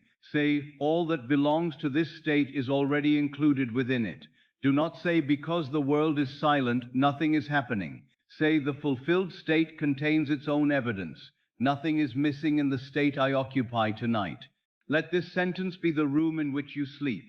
Nothing is missing in the state I occupy tonight. Let it answer the mind when the mind searches. Nothing is missing. Let it answer the body when the body tightens. Nothing is missing. Let it answer the heart when the heart leans outward. Nothing is missing. Let it answer the old memory when it says, "But before, it did not come." Nothing is missing in the state I occupy tonight. Tonight is not before. Tonight is the entrance into a new state. Do not bring yesterday's absence into this state and ask it to sit at the table. It has no place here. In the state of fulfillment, lack is not a guest, fear is not the host, delay is not the law, disappointment is not the prophecy. The new state has its own atmosphere. Breathe it. All that belongs to this state is already included within it. If the state is love, then the evidence of love is included. If the state is supply, then the channels of supply are included. If the state is success, then the proper recognition, movement, and accomplishment are included. If the state is peace, then order and resolution are included. If the state is the one who already has it all, then love, supply, peace, success, direction, freedom, and joy are all included as natural expressions. You are not trying to place many separate things into an empty state. You are entering the state that already contains them in seed form. This is why you may sleep now. You may sleep because you do not need to hold the whole world together. You may sleep because the state is whole. You may sleep because the bridge belongs to the state. You may sleep because the evidence belongs to the state. You may sleep because the fulfilled self is not incomplete. You may sleep because possession in consciousness is enough for the night. I do not sleep in absence. I sleep in possession. Let possession be felt as fullness, not heaviness, not pride, not the anxious fullness of one who clings to things, but the quiet fullness of a cup that is no longer cracked, the quiet fullness of a house that is inhabited, the quiet fullness of a field after seed has been sown, the quiet fullness of a promise accepted, the quiet fullness of I am without the confession of lack attached to it. I am. Before you add anything, I am is. Do not add abandoned. Do not add poor. Do not add delayed. Do not add forgotten. Do not add incomplete. Add fulfillment. I am fulfilled. Add supply. I am supplied. Add love. I am loved. Add peace. I am secure. Add direction. I am guided. Add completion. I am complete. Nothing is missing in the state I occupy tonight. Now, if the mind asks for details, let it grow quiet. Details are servants of the state. They are not masters. The awakened mind enters safety and lets the details come. The old mind says, tell me exactly how love will appear. The awakened mind says, I am loved. The old mind says, tell me exactly how supply will arrive. The awakened mind says, I am supplied. The old mind says, tell me exactly how this will be solved. The awakened mind says, I am guided. Then the details come according to the state. You do not need every detail before sleep. You need the state. The fulfilled state contains its own evidence. Tonight, evidence is not a thing you chase. Evidence is the atmosphere you occupy. Feel the atmosphere of nothing missing. Let the room around you become a symbol. Though quiet, it is not empty. The silence is full. The darkness is full. The bed is full of rest. The breath is full of life. The unseen is full of form, not yet visible. Do not call the darkness empty, because you cannot see. Many things are growing in the dark. The seed grows in the dark. The child forms in the dark. The new state sinks into the deep in the dark. Darkness is not absence. It is often the chamber of creation. Let the night be full. Let the unseen be full. Let consciousness be full. Let the state be full. Let yourself be full. I do not sleep in absence. I sleep in possession. If you sleep in absence, you fall asleep rehearsing what is not there. You count the missing. You name the missing. You feel the... You imagine the morning as another witness to missing. But if you sleep in possession, you fall asleep from the end. You no longer rehearse the empty chair. You sit in the filled room. You no longer rehearse the closed door. You feel the open state. You no longer rehearse the unanswered question. You rest in the answer. Rest in the answer tonight. What is the answer? I am. I am what I seek. I am the state that contains what I desire. I am not separated from my good. I am not missing from myself. I am not waiting outside fulfillment. I am in the state, and all that belongs to this state is already included within it. Let the answer be enough. Nothing is missing in the state I occupy tonight. Let us bring every common lack into this fullness and dissolve it there. If you have felt that love is missing, say inwardly, in this state, love is included. Then feel the warmth of being loved, not as a demand placed upon a person, but as an atmosphere surrounding your identity. Feel the end of begging. Feel the end of asking whether you are worthy of affection. Feel the simple truth. Love belongs to this state. If you have felt that money is missing, say inwardly, in this state supply is included. Then feel the end of panic. Feel the end of worshipping one visible channel. Feel that good may come through ways known and unknown, ordinary and unexpected, quiet and perfect. Feel that supply belongs to this state. If you have felt that peace is missing, say inwardly, in this state peace is included. Then feel the end of inner warfare. Feel the watchman within step down. Feel that you need not keep yourself tense in order to be safe. Feel that peace belongs to this state. If you have felt that direction is missing, say inwardly, in this state, guidance is included. Then release the demand to see the whole road. Feel the next step forming. Feel that clarity is not outside you. Feel that guidance belongs to this state. If you have felt that success is missing, say inwardly, in this state, accomplishment is included. Then feel the end of striving to prove your right to exist. Feel yourself established. Feel that your work, your path, your place, your expression belong to this state. If you have felt that freedom is missing, say inwardly, in this state, release is included. Then feel the inner chain loosen. Feel that the old condition is not your eternal identity. Feel that freedom belongs to this state. All that belongs to this state is already included within it. Now gather these not as many things to worry over, but as one fullness. Love included, supply included, peace, direction included, success included, freedom included, joy included, rest included, the right people included, the right timing included, the right ideas included, the right doors included, the right courage included, the right ease included. Nothing is missing in the state I occupy tonight. Let the state feel like a complete house. The roof is there, the table is there, the lamp is there, the bed is there, the door is there, the warmth is there. You are not standing outside it, you are inside. You do not need to build it tonight. You need to dwell in it. You do not need to import every blessing into it by effort. It contains what belongs to it. Your task is to remain. The fulfilled state contains its own evidence, and one evidence is this: the old hunger is quieter. Notice even the possibility that the old hunger can quiet. That is evidence. The old voice may not vanish forever in one moment, but it can lose command tonight. That is evidence. The body can loosen its old confession of absence. That is evidence. The mind can rest in the word done. That is evidence. The heart can stop leaning toward the world for a few moments. That is evidence. Do not overlook inward evidence. The world you see with the eyes is only one kind of testimony. The testimony of consciousness is greater. If consciousness says, "I am fulfilled," and you accept it, the outer world must one day echo. But if the outer world speaks before consciousness is changed, the echo may not satisfy. Therefore tonight, seek not first the echo. Become the voice. I do not sleep in absence. I sleep in possession. Let this possession be inwardly modest and absolute. You need not boast. You need not convince. You need not tell the world what state you occupy. You need not explain why you are resting before proof. You are not performing. You are planting. You are not pretending. You are not escaping. You are assuming. And assumption, when accepted, becomes fact. Nothing is missing in the state I occupy tonight.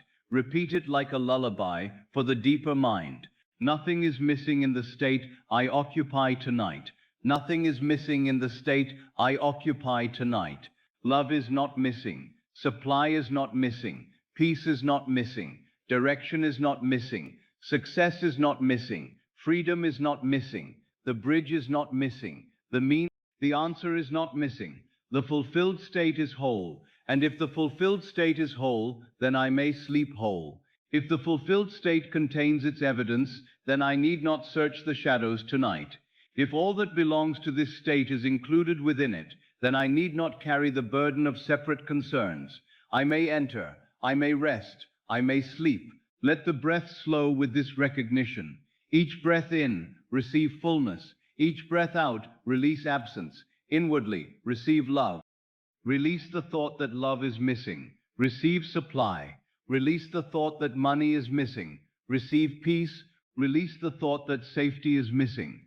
Receive guidance. Release the thought that direction is missing. Receive fulfillment. Release the thought that you are incomplete. The breath itself becomes a quiet ceremony. Receiving, releasing, receiving, releasing, until only the state remains. I do not sleep in absence. I sleep in possession. The old self may ask, but what if I wake and things look the same? Then wake as the one who slept in possession, not as the one who returns to absence. Do not let the morning steal the state. The morning is only another mirror. If it has not yet learned the new face, do not become the old face again. Remain. Let the state educate the morning. Let the state educate the day. Let the state educate your inner conversation.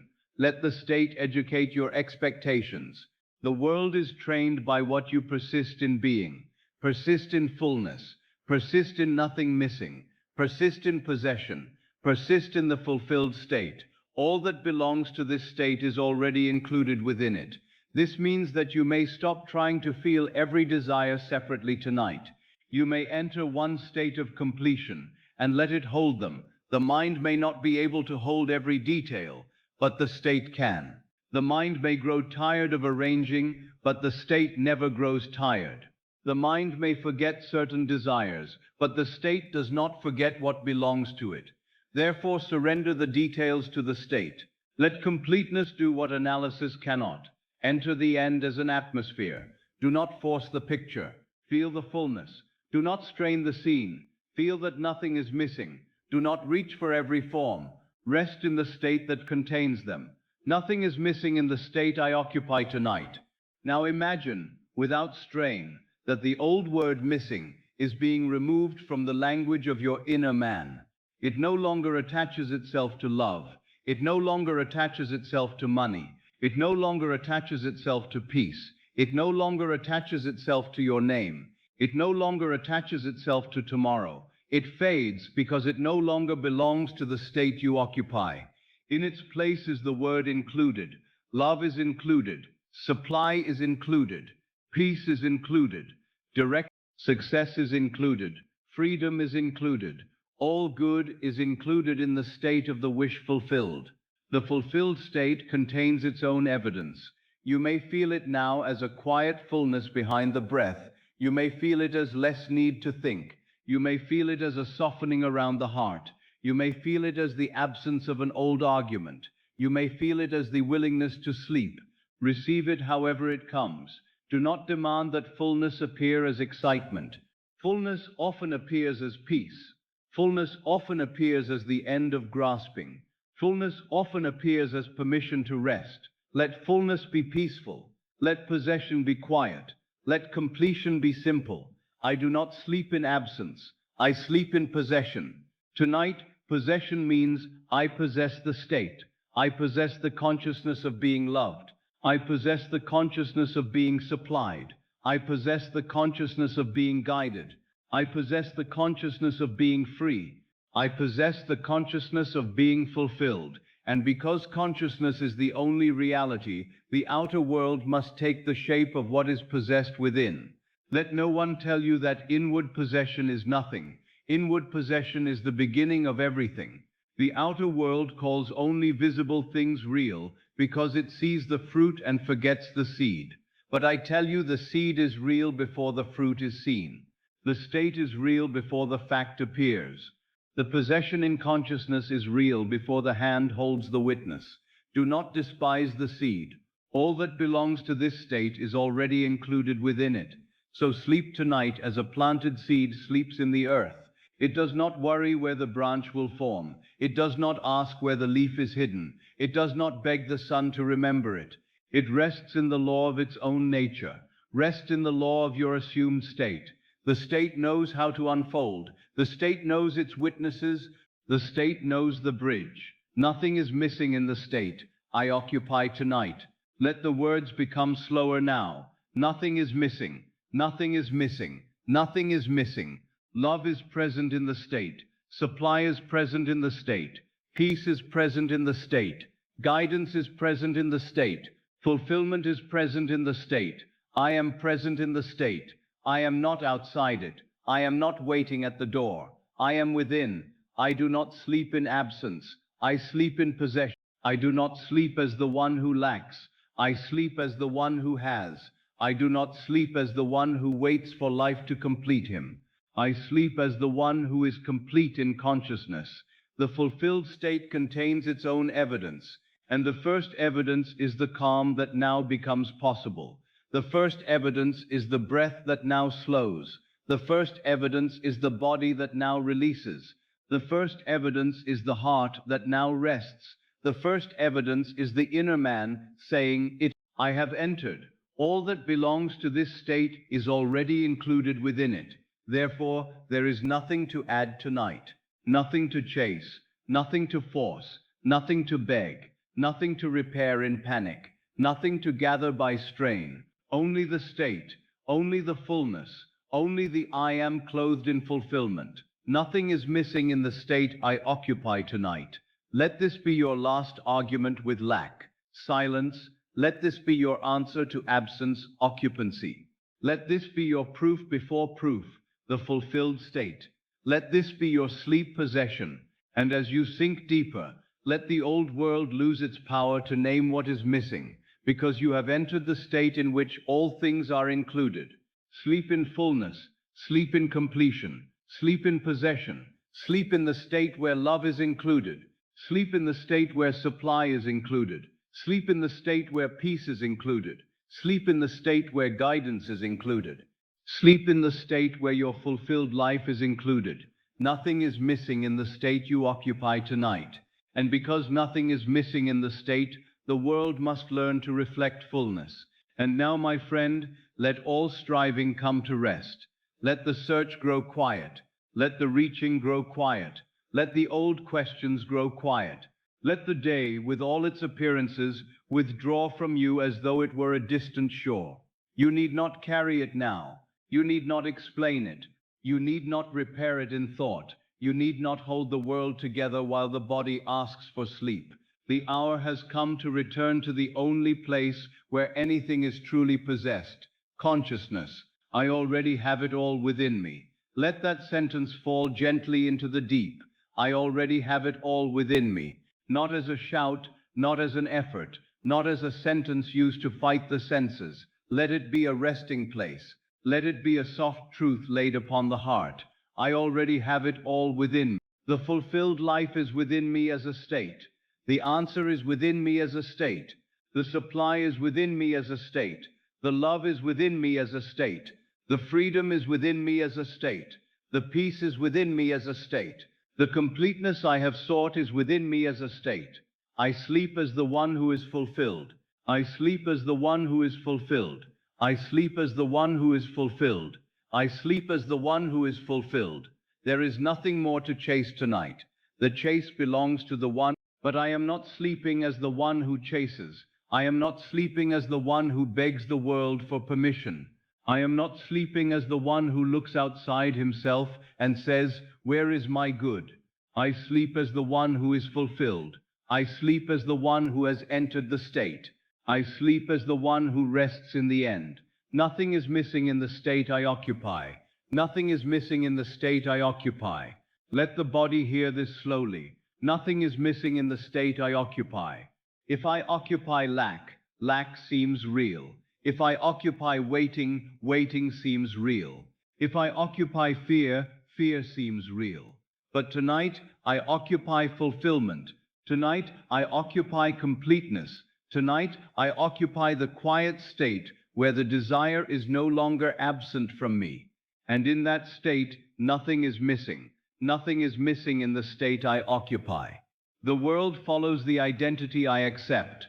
The world follows the identity I do not need to persuade it. I do not need to watch it anxiously. The world follows the identity I accept. Therefore, I accept the identity of the fulfilled one. I accept the identity of the supplied one. I accept the identity of the loved one. I accept the identity of the chosen one. I accept the identity of the free one. I accept the identity of the complete one. I am supplied. I am loved. I am chosen. I am free. Let these words be again softer. Supplied, loved, chosen, free, supplied, loved, chosen, free. Do not hurry. Let each word have room. Supplied, loved, chosen, free. These are not wishes. These are states. These are names. These are garments, for I am. Tonight I do not wear the old garment. I do not wear lack. I do not wear rejection. I do not wear fear. I do not wear waiting. I wear fulfillment. Not by chasing shadow after shadow. I become by assumption. I become by inward acceptance. I become by sleeping as that one. I become the person who already has it all in consciousness, and the world follows the identity I accept. The search ends. The state remains. The search ends. The state remains. Let that be a deep release. The search ends. The state remains. The search for signs ends. The search for approval ends. The search for proof ends. The search for permission. The search for the missing piece ends. The search for myself in the outer world ends. The state remains. The search ends. The state remains. The search ends. The state remains. The search ends. The state remains. Now let the body become quiet in this truth. The forehead need not search. The eyes need not search. The jaw need not explain. The shoulders need not carry the road. The chest need not lean toward tomorrow. The hands need not grasp. The stomach need not. I already have it all within me. I already have it all within me. I already have it all within me. Let the forehead rest in that. Let the eyes rest in that. Let the jaw rest in that. Let the shoulders rest in that. Let the chest rest in that. Let the hands rest in that. Let the stomach rest in that. Let the breath rest in that. Let the whole body rest in that. I sleep as the one who is fulfilled. There is no need to become fulfilled later in order to sleep now. There is no need to wait for the outer world to change before the inner man may rest. I rest now. There is no need to stand outside the desire, pleading with it to come. I enter the state where it is already possessed. I sleep as the one who is fulfilled. Nothing is missing in the state I occupy. The mind may remember old appearances, but nothing is missing in the state I occupy. The senses may whisper the old report, but nothing is missing in the state I occupy. Memory may bring back the old name, but nothing is missing in the state I occupy. I do not occupy the old name now. I occupy fulfillment. I occupy completion. I occupy possession. I occupy the end. I am supplied, not searching for supply. Supplied. I am loved, not begging for love. Loved. I am chosen, not waiting to be chosen. Chosen. I am free, not struggling toward freedom. Free. Again. Supplied, loved, chosen, free. Again. Supplied, loved, chosen, free. Let the words become more quiet than thought. Let them become like the slow movement of the breath. Supplied, loved, chosen, free. Let them sink beneath the surface mind. Let them move into the deep. Let them become the new atmosphere of sleep. The world follows the identity I accept. The world follows the identity I accept. If I accept myself as lacking, the world shows lack. If I accept myself as unwanted, the world shows distance. But now I accept myself as fulfilled. Now I accept myself as complete. Now I accept myself as the one who already has it all within, and the world follows the identity I accept. I need not watch the world tonight. I need not force the world tonight. I need not check the world tonight. I need not ask the world whether it has begun. The world follows. The state is occupied. The search ends. The state remains. Now let even the desire become peaceful. Let it no longer be a hunger that keeps you awake. Let it become a fulfilled state that carries you into sleep. Let the desire stop being something ahead of you. Let it become something within you. Let it become a settled room inside consciousness. Let it become a place where you can rest. I already have it all within me. I sleep as the one who is fulfilled. Nothing is missing in the state I occupy. The world follows the identity I accept. I am supplied. I am loved. I am chosen. I am free. I become the person who already has it all. The search ends. The state remains. Again, slowly. I already have it all within me. I sleep as the one who is fulfilled. Nothing is missing in the state I occupy. The world follows the identity I accept. I am supplied. I am loved. I am chosen. The state remains. Again, softer. I already have it all within me. I sleep fulfilled. Nothing is missing. The world follows my identity. I am supplied. I am loved. I am chosen. I am free. The search ends. The state remains. Let the words grow smaller. Already within me. Fulfilled. Nothing missing. The world follows. Supplied. Loved. Chosen. Free. Search ends. State remains. Again. Already. Now, my friend, rest in the simple fullness of being. You need not add anything to I am tonight. You need not go out into the dark, seeking the missing thing. You need not disturb sleep with the old belief that something essential is absent. The complete man is a state. The fulfilled woman is a state. The supplied self is a state. The loved self is a state. The chosen self is a state. The free self is a state. And tonight, I enter that state. I already have it all within. Not because the outer world has finished speaking, not because the senses have finished reporting, not because every circumstance has rearranged itself before my eyes, but because consciousness is the place of possession. I already have it all within me. Let the body rest from lack. Let the mind rest from asking. Let the heart rest from searching. Let the hands rest from reaching. Let the breath rest from fear. Let the whole inner man rest in possession. I sleep as the one who is fulfilled. I sleep as the one who is fulfilled. I sleep as the one who is fulfilled. The fulfilled one does not grip the night. The fulfilled one does not remain awake, guarding the desire. The fulfilled one does not ask every moment if it is working. The fulfilled one rests. The fulfilled one sleeps. The fulfilled one allows the deep to receive the state. The fulfilled one knows that the state is enough. Nothing is missing in the state I occupy. Nothing is missing in the state I occupy. Nothing is missing in the state I occupy.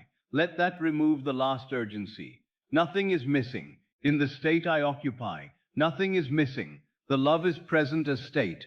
The supply is present as state. The answer is present as state. The freedom is present as state. The peace is present as state. The fulfillment is present as state. Nothing is missing in the state I occupy. I am supplied. I am loved. I am chosen. I am free. I am supplied. I am loved. I am chosen. I am loved. I am chosen. I am free. The words may begin to blur. Let them blur. The meaning remains. Supplied, loved, chosen, free. Let those words become the rhythm beneath sleep. Supplied, loved, chosen, free. Let the deep hear them. Let the body hear them. Let the night hear them. The world follows the identity I accept. I accept fulfillment. I accept completion. I accept possession. The world follows the identity I accept. I no longer accept myself as the seeker. I no longer accept myself as the one outside. I no longer accept myself as the one forgotten. I no longer accept myself as the one waiting. I no longer accept myself as the one who must chase. I accept myself as the one who already has it all within. I become the person who already has it all. I become by rest. I become by assumption. I become by identity. I become by no longer rehearsing absence. I become by no longer asking the old world who I am. I become the person who already has it all. Let becoming be quiet. It need not be dramatic. It need not be hard. It need not be loud. The deepest transformations often happen in silence, beneath the senses, beneath the reasoning mind, beneath the anxious will. Tonight becoming is soft. Becoming is sleepy. Becoming is peaceful. Becoming is simply the old search. The search ends. The state remains. The search for proof ends. The state remains. The search for signs ends. The state remains. The search for permission ends. The state remains. The search for worthiness ends. The state remains. The search for completion ends. The state remains. The search ends. The state remains. Let this line draw you inward. The search ends. The state remains. There is no need to look for yourself in another person. The search ends. There is no need to look for your supply in fear. The search ends. There is no need to look for your freedom in tomorrow. The search ends. There is no need to look for your peace in the changing world. The search ends. The state remains. I already have it all within me. Again, I already have it all within me. Again, I already have it all within me. Again, I already have it all within me. Now softer, already within me, already within me, already within. The mind may wander into sleep now. Let it. You do not need to follow every word. Let the words become a river. Let them carry you. Let them carry the identity. Let them carry the state. I sleep as the one who is fulfilled. I sleep as fulfilled. I sleep fulfilled. Fulfilled. Fulfilled. Fulfilled. Nothing is missing in the state I occupy. Nothing missing. Nothing missing. Nothing missing. The world follows the identity I accept. The world follows. I am supplied. Supplied. I am loved. Loved. I am chosen. Chosen. I am free. Free. Supplied. Loved. Chosen. Free. I become the person who already has it all. I become fulfilled. I become complete. I become the one who has received. I become the one who rests. I become the one who no longer seeks. The search ends, the state remains. The search ends, the state remains. The search ends, the state. Checking belongs to the one who doubts the state. You need not open the eyes of the mind to see whether the world has changed. The world follows the identity you accept. Accept the identity. Rest in the identity. Sleep in the identity. I do not check. I accept. I do not chase. I occupy. I do not force. I receive. I do not wait. I sleep fulfilled. Again, I do not check. I accept. I do not chase. I occupy. The forehead does not check. The eyes do not check. The jaw does not force. The shoulders do not carry. The chest does not reach. The hands do not grasp. The stomach does not fear. The breath does not hurry. The whole body sleeps as the fulfilled one. I already have it all within me. I sleep as the one who is fulfilled. Nothing is missing in the state I occupy. The world follows the identity I accept. I am supplied. I am loved. I am chosen. I am free. The search ends. The state remains. Again, I already have it all within me. I sleep as the one who is fulfilled. Nothing is missing in the state I occupy. The world follows the identity I accept. I am supplied. I am loved. I am chosen. I am free. I become the person who already has it all. The search ends. The state remains. Now even slower. I already have it all within me. I sleep fulfilled. Nothing is missing. The world follows. I already have it all. The search ends. The state remains. Let the final movement be gentle. No new lesson. No new effort. Only rest. Only identity. Only completeness. Only the inner possession of the fulfilled state. I am not waiting for love. I am loved. I am not waiting for supply. I am supplied. I am not waiting to be chosen. I am chosen. I am not waiting for freedom. I am free. I am not waiting for fulfillment. I sleep. I already have it all within me. Nothing is missing in the state I occupy. Let that go deeper. Nothing is missing. Nothing is missing. Nothing is missing. The world follows the identity I accept. Let that go deeper. The world follows.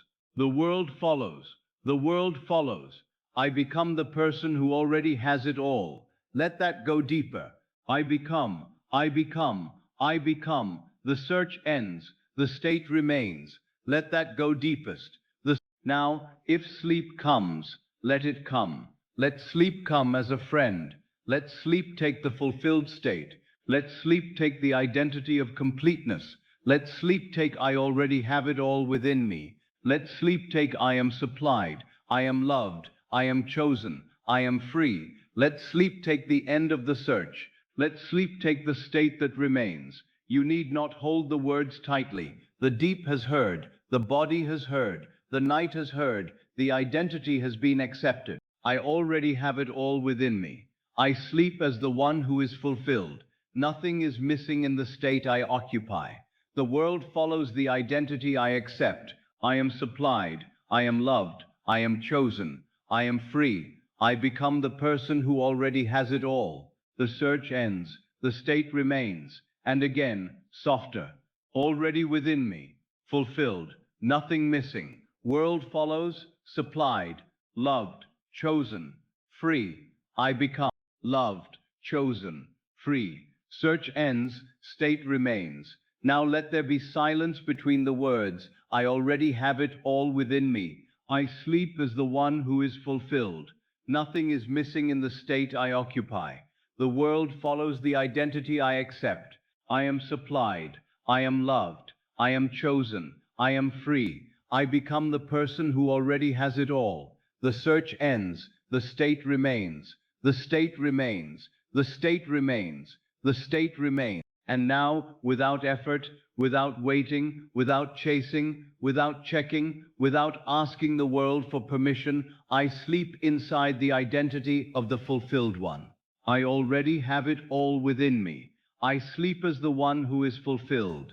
I rest in completeness. I rest in possession. I rest in the state. The search ends. The state remains. And I sleep.